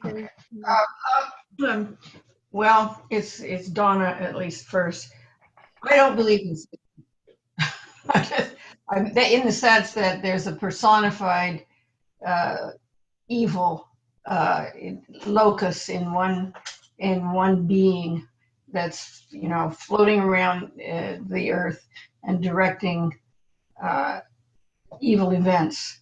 I just have never found that very helpful, and I think it's a vestige of primitive theology when people were looking for some explanation for the bad things that happen. Satan causes individuals to do bad things.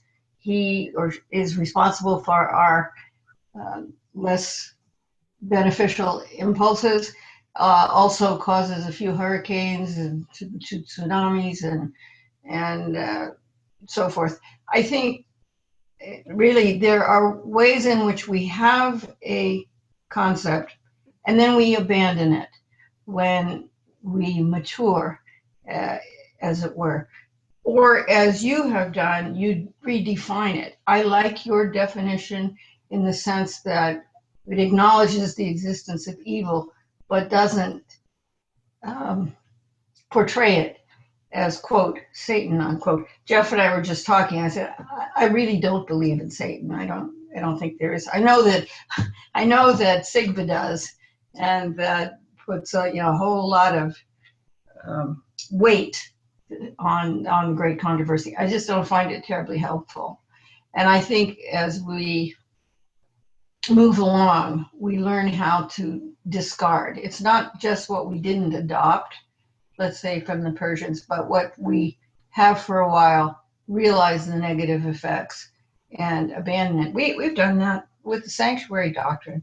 I remember being so frightened about God I've said this before, going through the books and closing the door, and because it's too late now to repent and be saved. And those are theological concepts that by and large we've abandoned, and I think it's a good thing that we've abandoned them, or at least we don't talk about them anymore. So that was okay. My something. turn. My turn. Wait, let me finish. For the record, I disagree. I think Satan I won't call him a person, but he is an intelligence, and that he is derivative. Okay, Donna.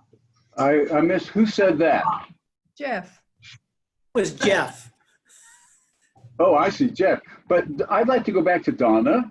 And I think, Donna, you said this initially, but I'd like to hear you say it again. Here's the question.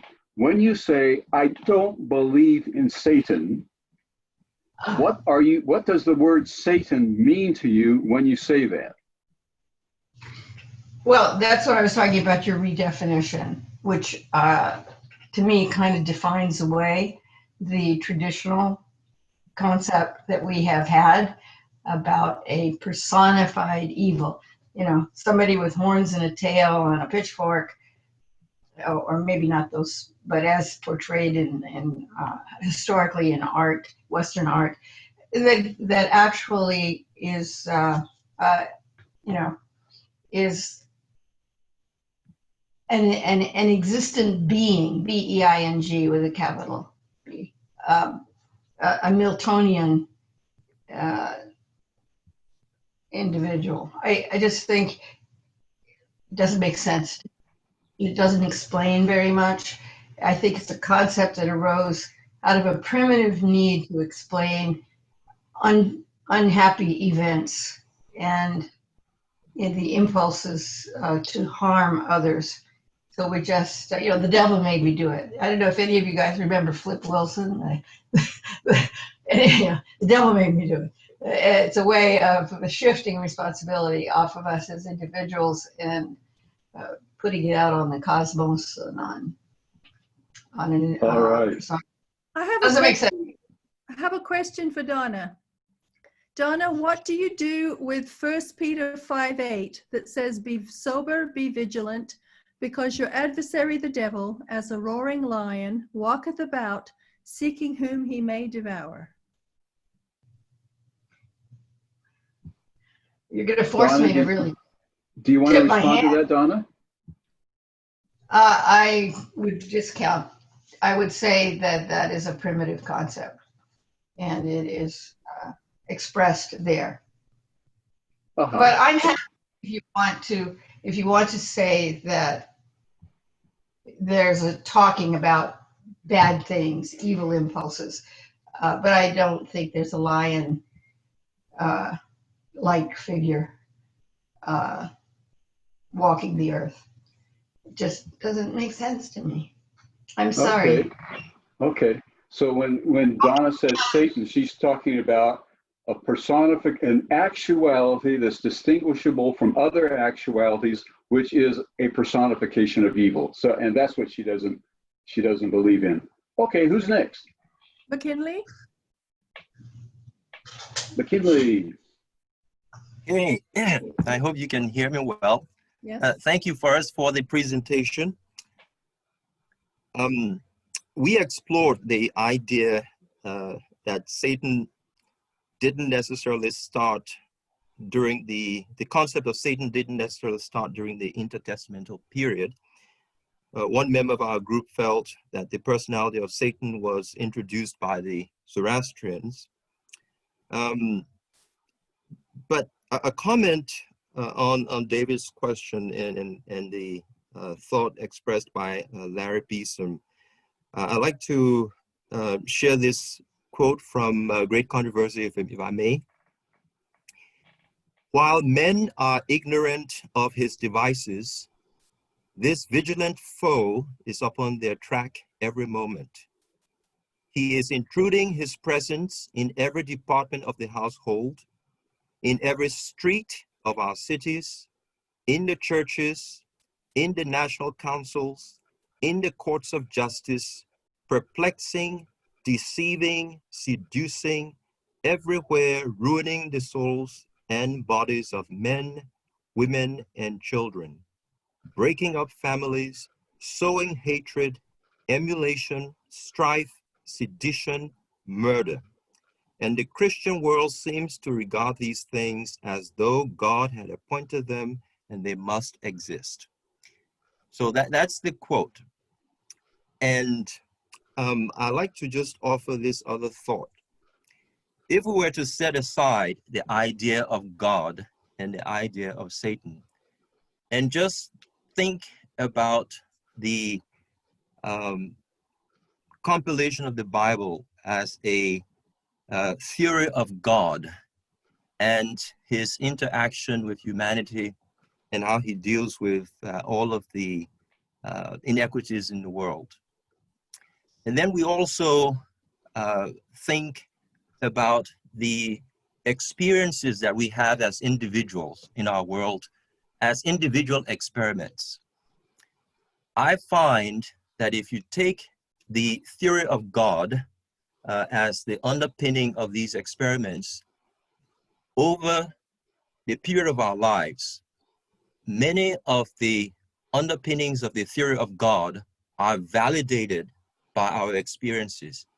If you just look at the condition of our world, the ruining of souls and men and families that Mrs. White talks about, we see all of those things validated in our current experiences. And I believe that provides the support for this being that is active in our world to do the things that Mrs. White talks about. Now bring back God into that theory, and then bring back this being into that theory, and I think we have a framework to argue that there is a Satan, that there is this evil being that is opposed to God, that is bent on destroying people. And again, I just refer to the individual experiences that we can all attest to. Wow, that's a powerful paragraph, isn't it? Whoa. Just a short comment. Maybe to Donna, who was Christ interacting with when he was tempted on the cliff? You know, turn this stone into bread or jump off the cliff. Who was Christ interacting with? It wasn't Satan. That's all. Donna, do you want to respond to that?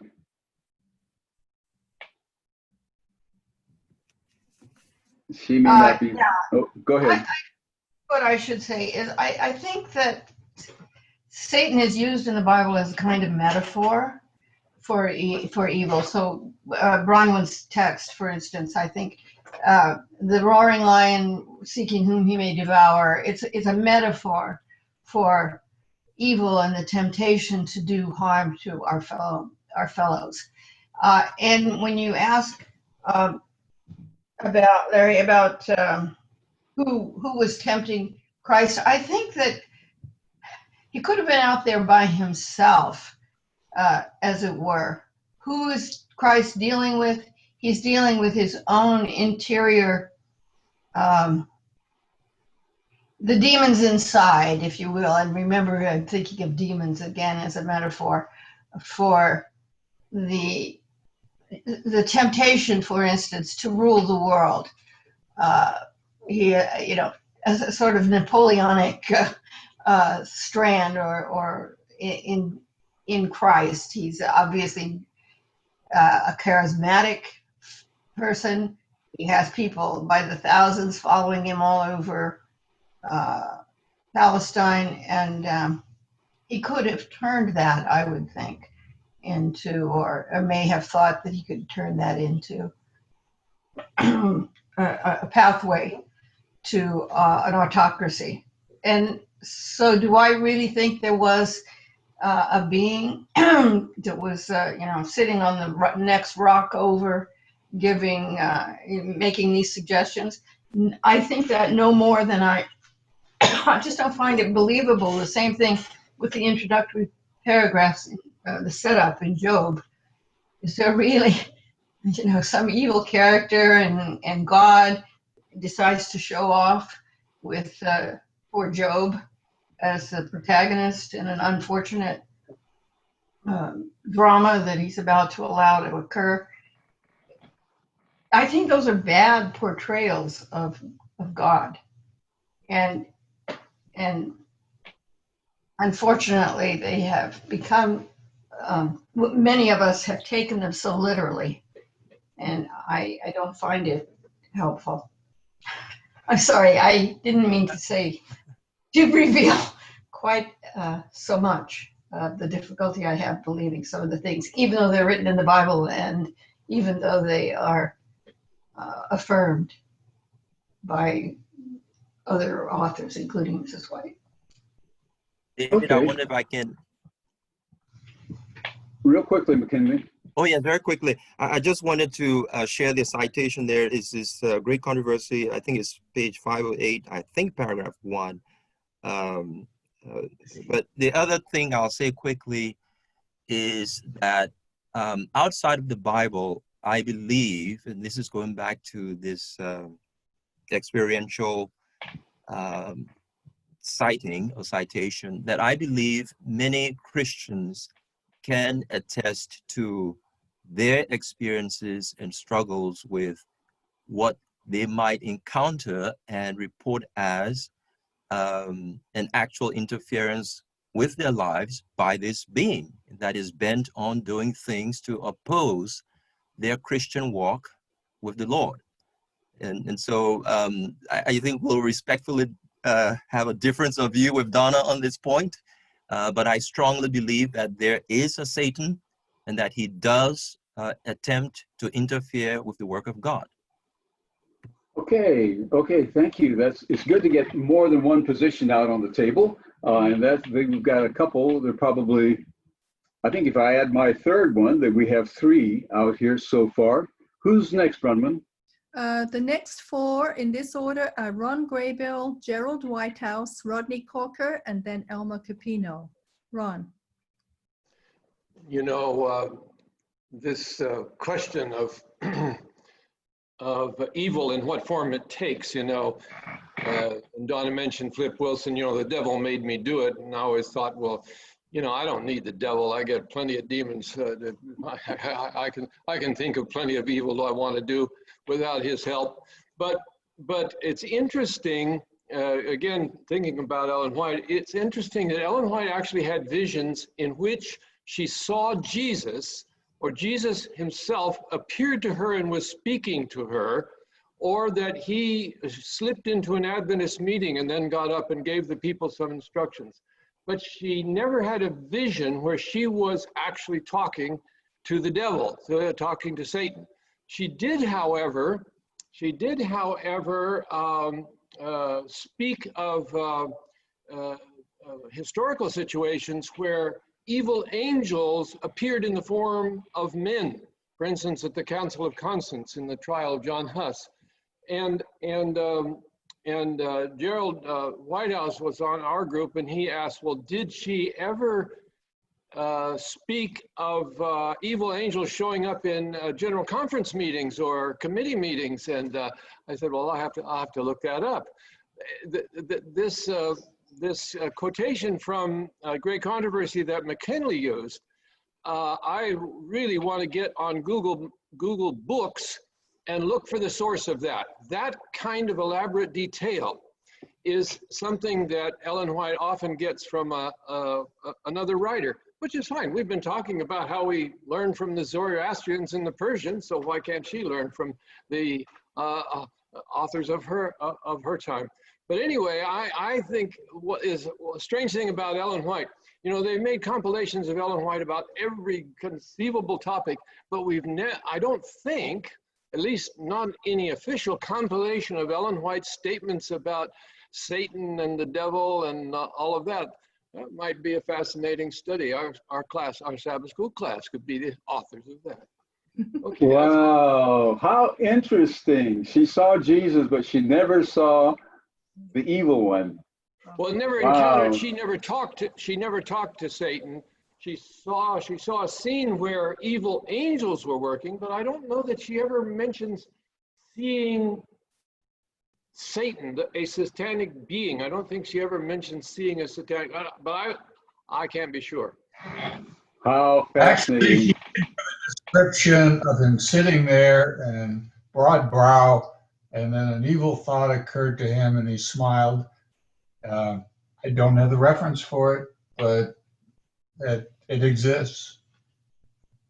Oh yeah, Yeah, I faintly recall that too. Yeah, the face looks like a frog.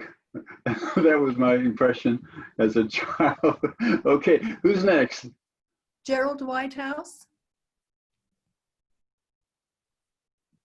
Well, this is an interesting discussion. I just have a question that I have to confess ignorance.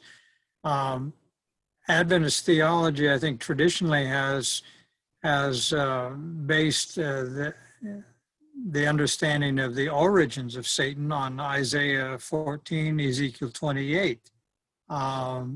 Can someone enlighten me and others about the origins of that particular theology based on Isaiah 14, Ezekiel 28,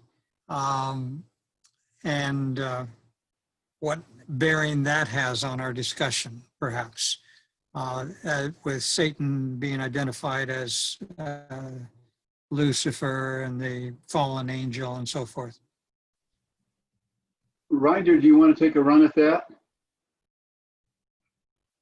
Well, I'm not sure that I can contribute very much to that, except that there is, of course, kind of a leap there in our interpretations to make the king of Tyre and to make the king of Babylon a symbol of Satan.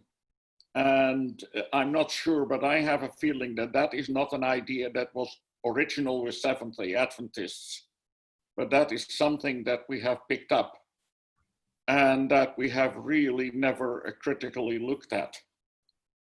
But that's about as much as I can say about it. You know, when I look at those two texts, then I say, well, yeah, if you want to read that into these texts, you can do that, but that is, of course, from the idea that you know already that Satan has rebelled against God. That is the idea that you have in the back of your mind when you read those texts, and then you see confirmation in those texts. But I think that that we picked that up from people of other faith. It's not original with us. Yeah, David, in regards to that, in my reading, that's the same conclusion that I read, is that these references to Satan are they're backloaded, and that they're not really referring to Satan to begin with, but they're applied to him after the fact. And I agree too with Dr. Brinsman. Adventists aren't the only ones with this theology. Okay, so here's the point as I understand it. One, any of these passages probably has an original application and then a reapplication by subsequent communities. And we might discuss what that original application is, but we presume that there was. And so now, the second thing, though, we need to say is that we now tend to think that the real meaning is the original meaning. But other cultures have said the real meaning is what I give the text now. That's the real meaning. So we need to be careful that we don't fall into kind of originalism here that would say the first meaning is the exhaustive meaning. Okay, who's next? Rodney Cocker. We need you to unmute yourself, Rodney.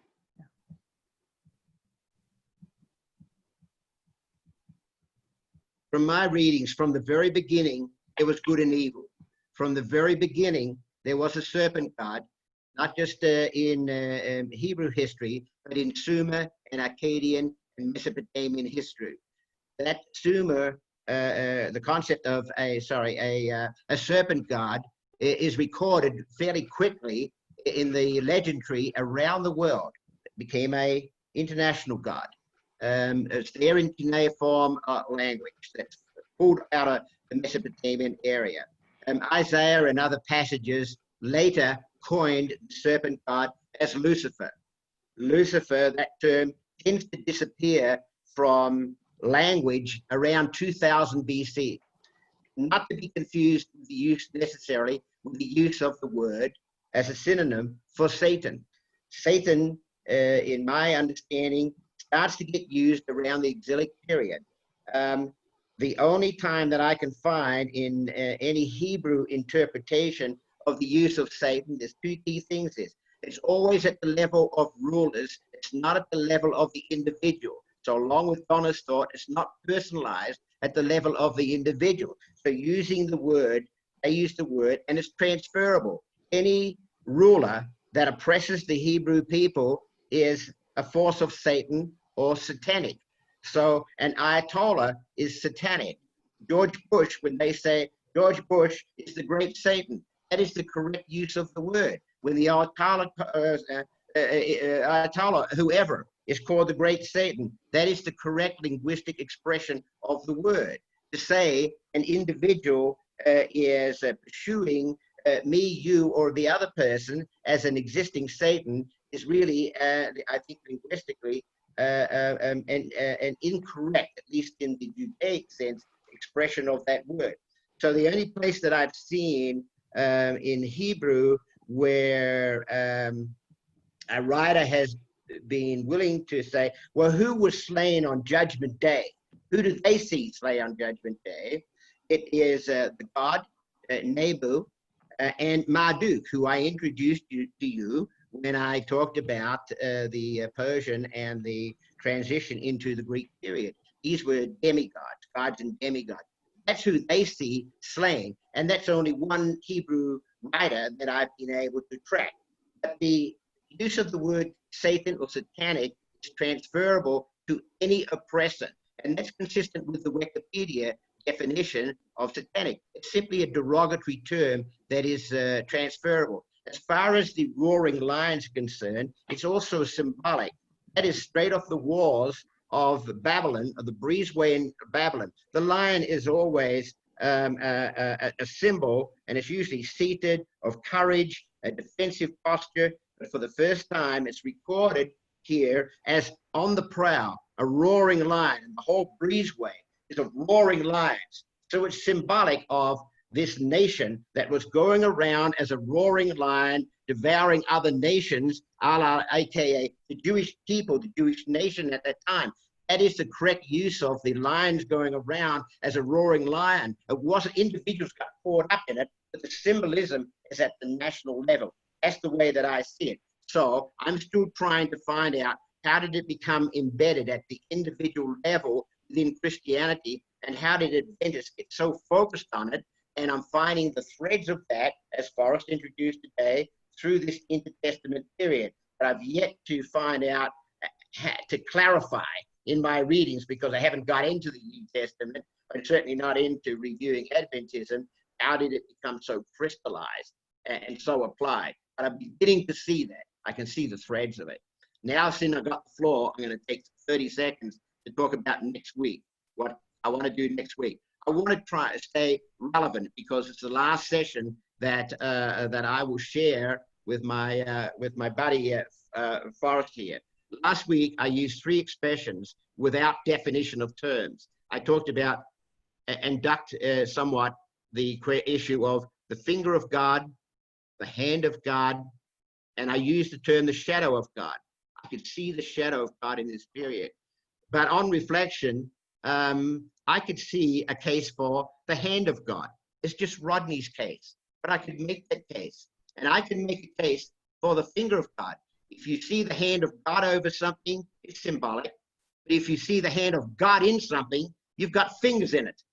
I can see the finger or fingers of God in something. I can make that case for me, but it's my personalized case. If you want me to share a little bit of it, I'll take my half of next week and I can tell you where to look for the finger of God, but it's just my view of it. You have to make up your own finger of God. But I will do that because I hold myself accountable to reindeer's basic philosophy, of which I share very strongly. Things have to make sense. We're rational people. It has to make sense. And his whole concept of warranted belief is one of the pillars that I sit on and stand on to speak from. And I will do that next week. And Reindeer, you can monitor me, and if I vary from that, you can smack me. That's me.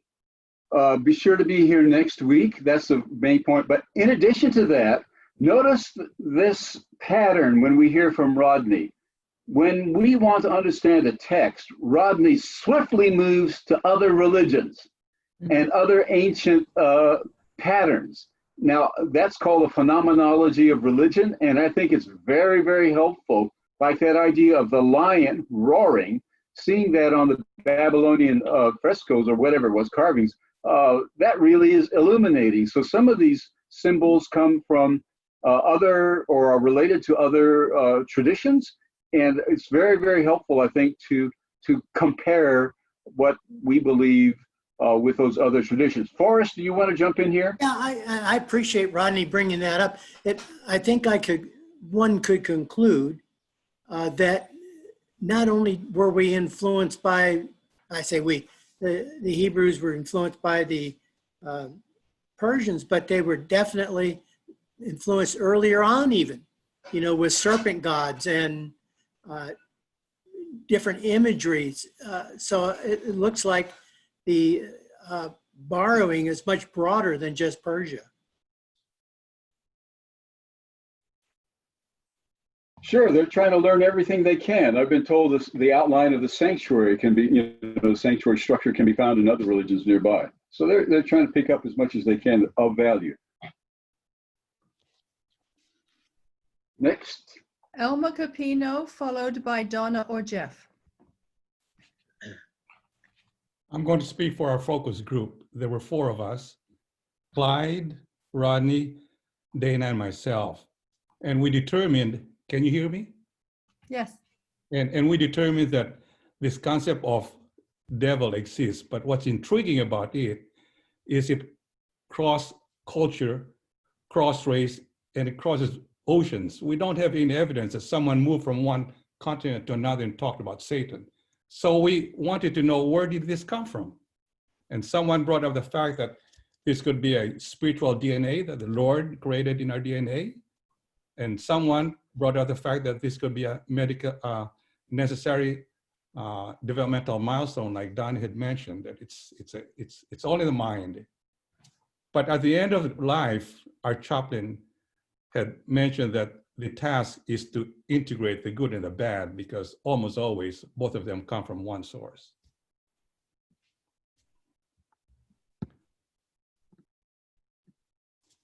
We can't hear you, David. He's finished. Everybody's been muted. David, you need to unmute.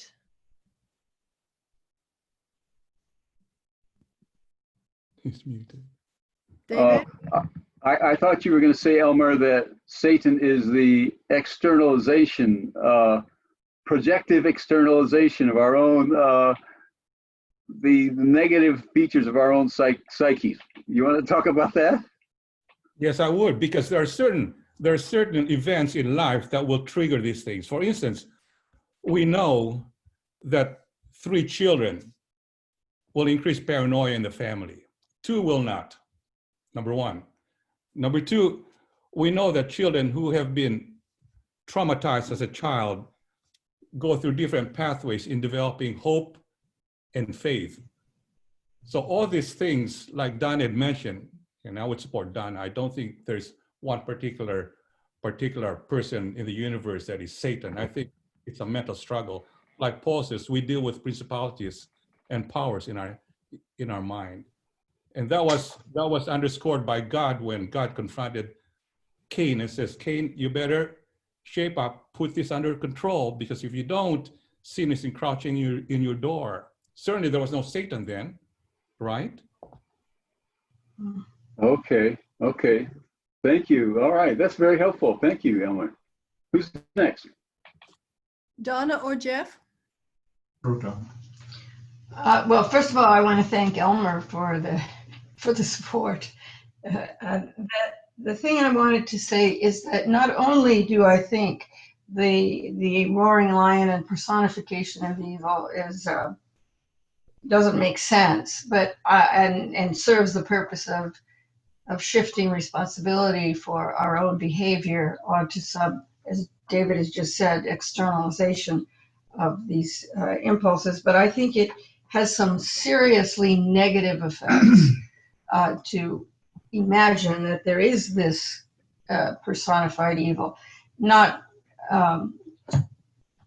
It leads to superstition, to fear, to a certain ability of clerical terrorism.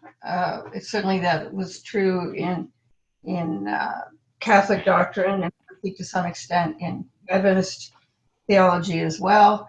And fear of hell, fear of eternal damnation. As I say, the sort of Miltonian, reigning in hell rather than serving in heaven. Some jurisdiction where if we do something bad or die with having forgotten to confess a certain sin, we'll be delivered into the hands of the evil one. I think there's so many negative effects, and then a distortion of the nature of God, a serious distortion. I would go back to Graham Maxwell. There have been many lies told about God, and that he is subject to the machinations of the devil, I think, is one of them. And I see not just psychological, but also physically negative effects of having this idea and fostering it and transferring it to our children and grandchildren. So this is a step further down the road that Donna's taken now. It's not only that she thinks it unlikely that there is such an actuality, she thinks it would, that teaching that there is destructive. That's going further than what she earlier said, and I think we need to take that very seriously. Okay, Brunman. Danilo?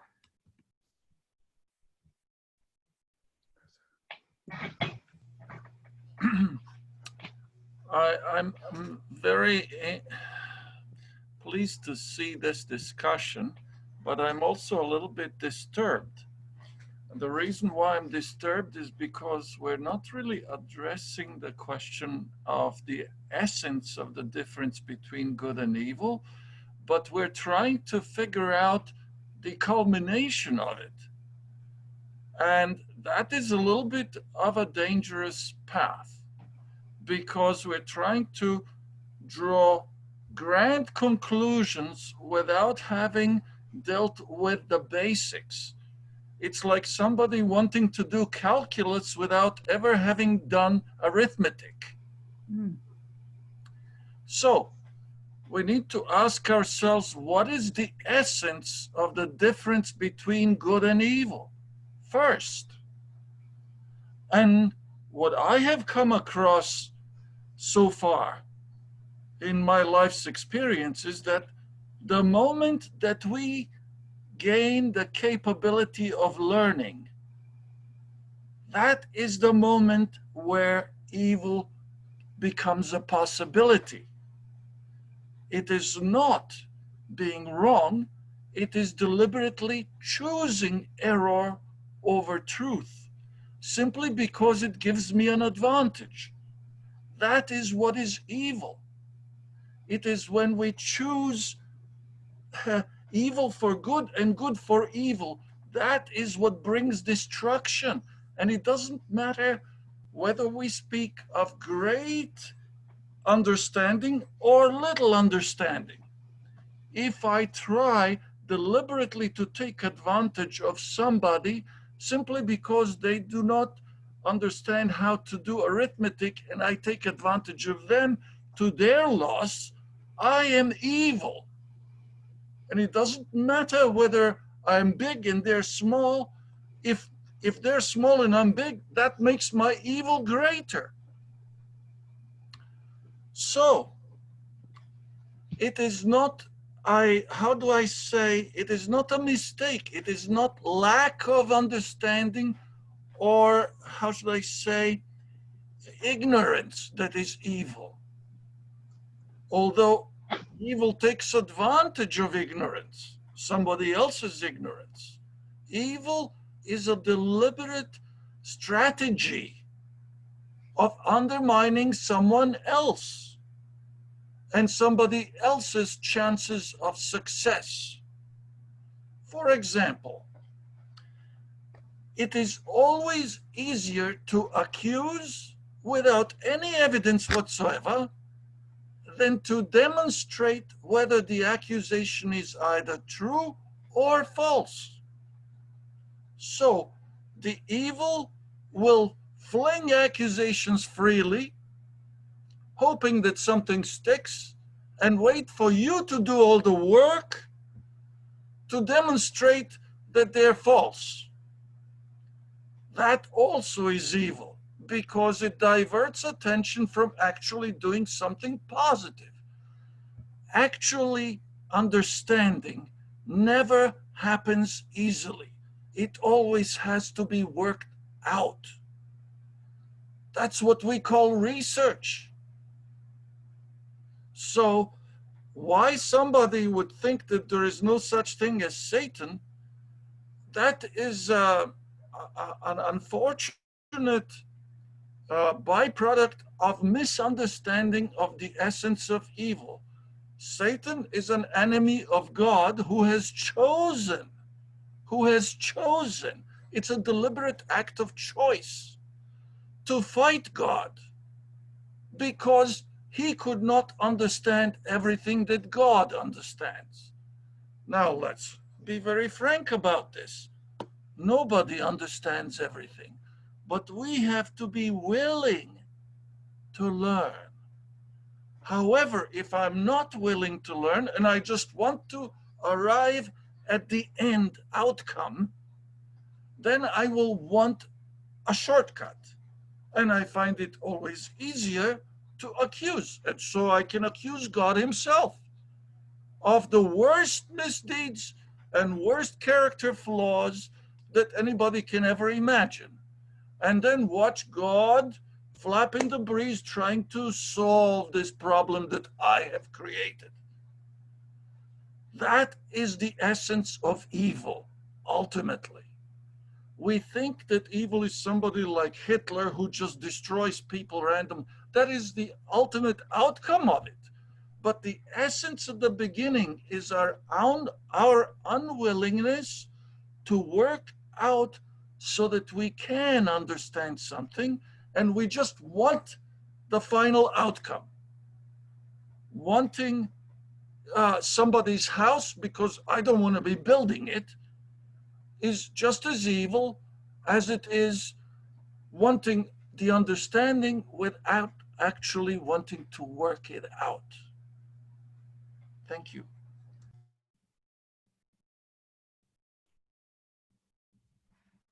David, you're muted. You're muted, David. I hear you, David. Here's my understanding of what the origin of evil is, Daniel, and I'd like you to tell me if I got it. If I understand you correctly, you were saying evil is the strategic intention to take advantage of somebody else.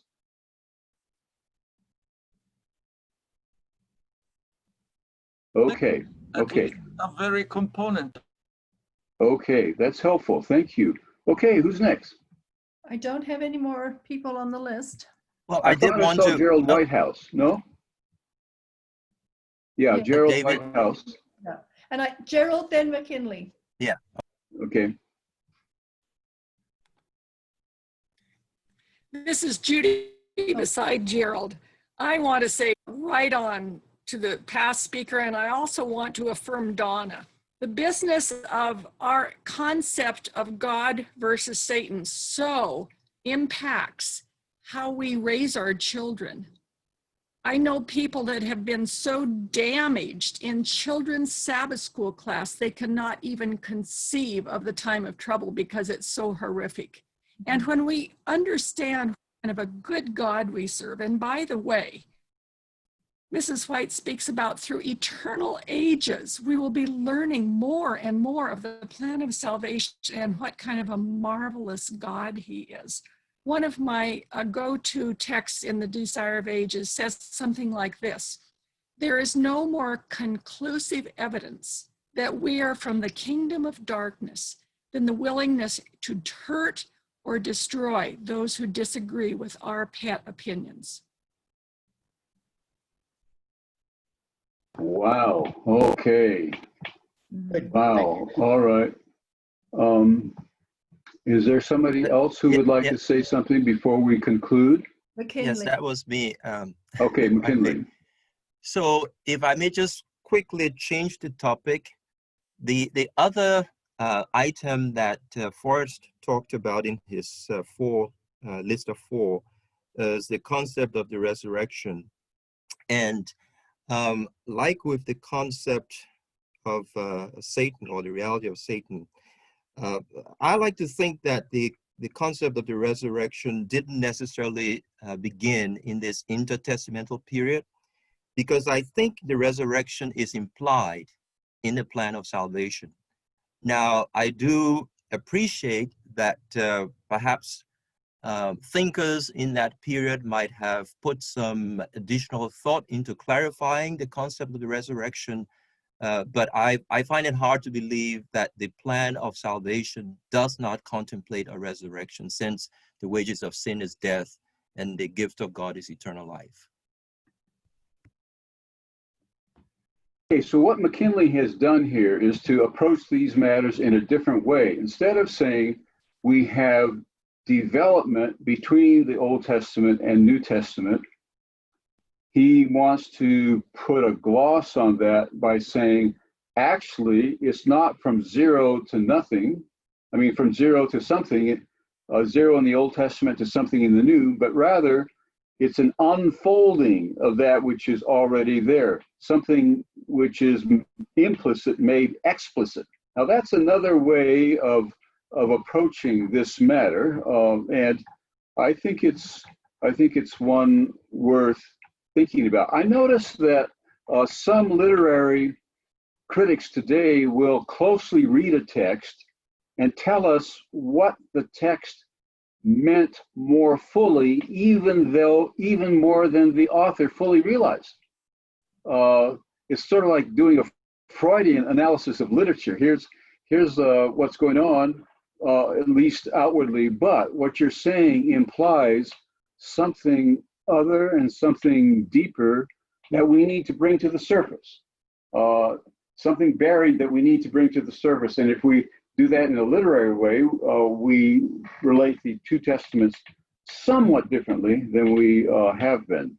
Okay, and I think we anybody have else? to try and do that next week, then, David. Sorry, I appreciate you using that word, unfolding. Yes. Okay, Forrest, you need to, if no one else wants to talk, why don't we have you do the concluding statement? Gerald, did you have your hand up still? Gerald? I had taken it down, but since you've referred to me, no one has mentioned the text in Zechariah as an Old Testament reference to Satan. And I realize that the Old Testament is very, very limited in its references to Satan.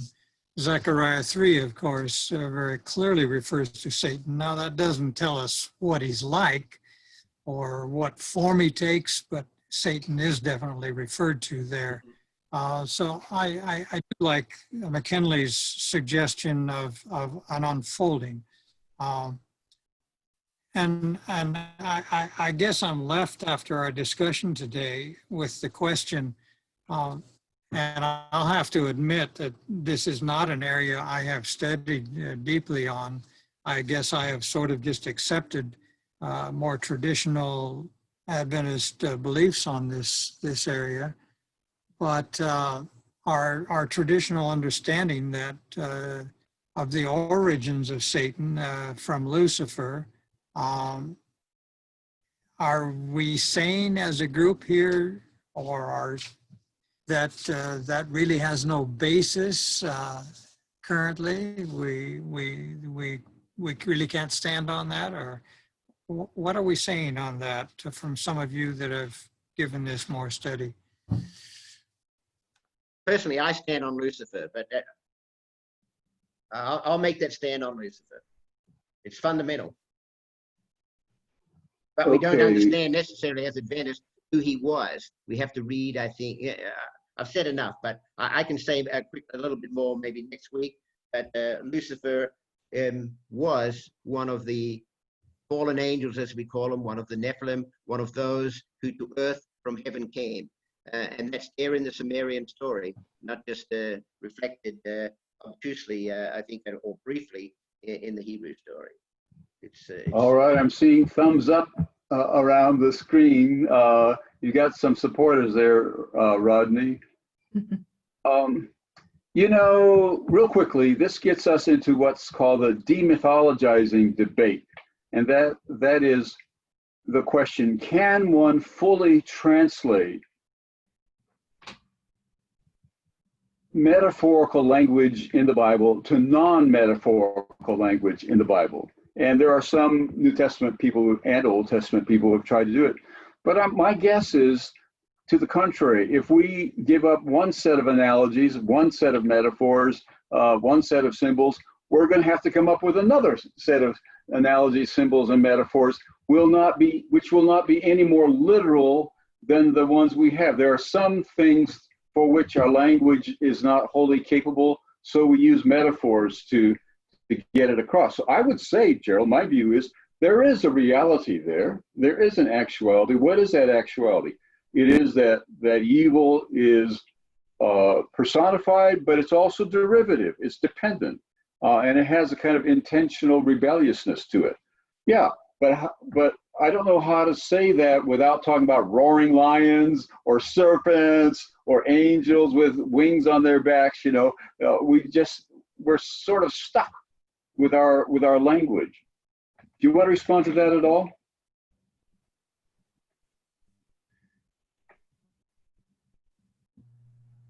No, I'll wait till next week. Okay. We can explore it further. I think there are a couple more hands. Brahman? Can I add a little bit? I see Donna and Jeff. I've already perhaps said a little too much today, but I want to add a couple, but I can't resist adding a couple of other things.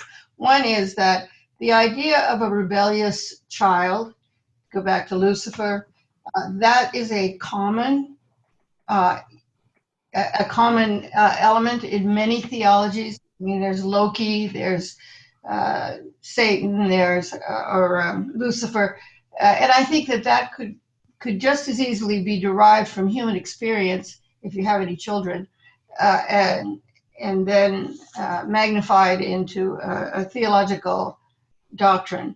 So I'm not sure that, and of course it is very, very Milton. We owe a lot of our theology to John Milton, who in wonderful, colorful, magnificent language created a whole, painted a verbal picture of the cosmos, of Satan, of the evil angels and so forth. He brought it all to life in a very colorful way. But I don't think that should then be translated, if you will, David, into concrete theology, because John Milton had quite an imagination. That doesn't mean that we really have Satan in hell ruling and just waiting for the souls to fall down into his grip. I do think that I wanted to say to Danilo, I see his hand is up, I agreed with the first half of everything you said about evil being this desire to feed our own greed or to hurt other people or to benefit ourselves at the expense of the weak or of another human being. Don't agree. But that's the second half of somehow translating that into as a support for the literalness of a roaring lion or something. I mean, I'm not saying you think of the literalness of a personified being. That is a step too far. The other thing I wanted to add to Elmer's, he said that there was no evidence that people crossed oceans carrying this concept with them. In fact, there is a lot of evidence that people crossed oceans and land bridges, and probably the human race arose, as I understand it, and if we have anthropologists that can, of course, correct me, that we kind of came from Africa and spread out over the world. So whatever elements we had at the beginning got carried with us, maybe expressed a little differently as human beings arose in different geographic locations and under different kinds of climatic conditions and so forth. So I think there is evidence that certain kinds of concepts are common to humanity and that they relate to our common origin. Okay, done. Okay, thank you. Let's go to George, and from George, let's go to Forrest, who can kind of sum up and point us to next week. George. Danilo had his hand up first. Oh, I'm sorry, Danilo.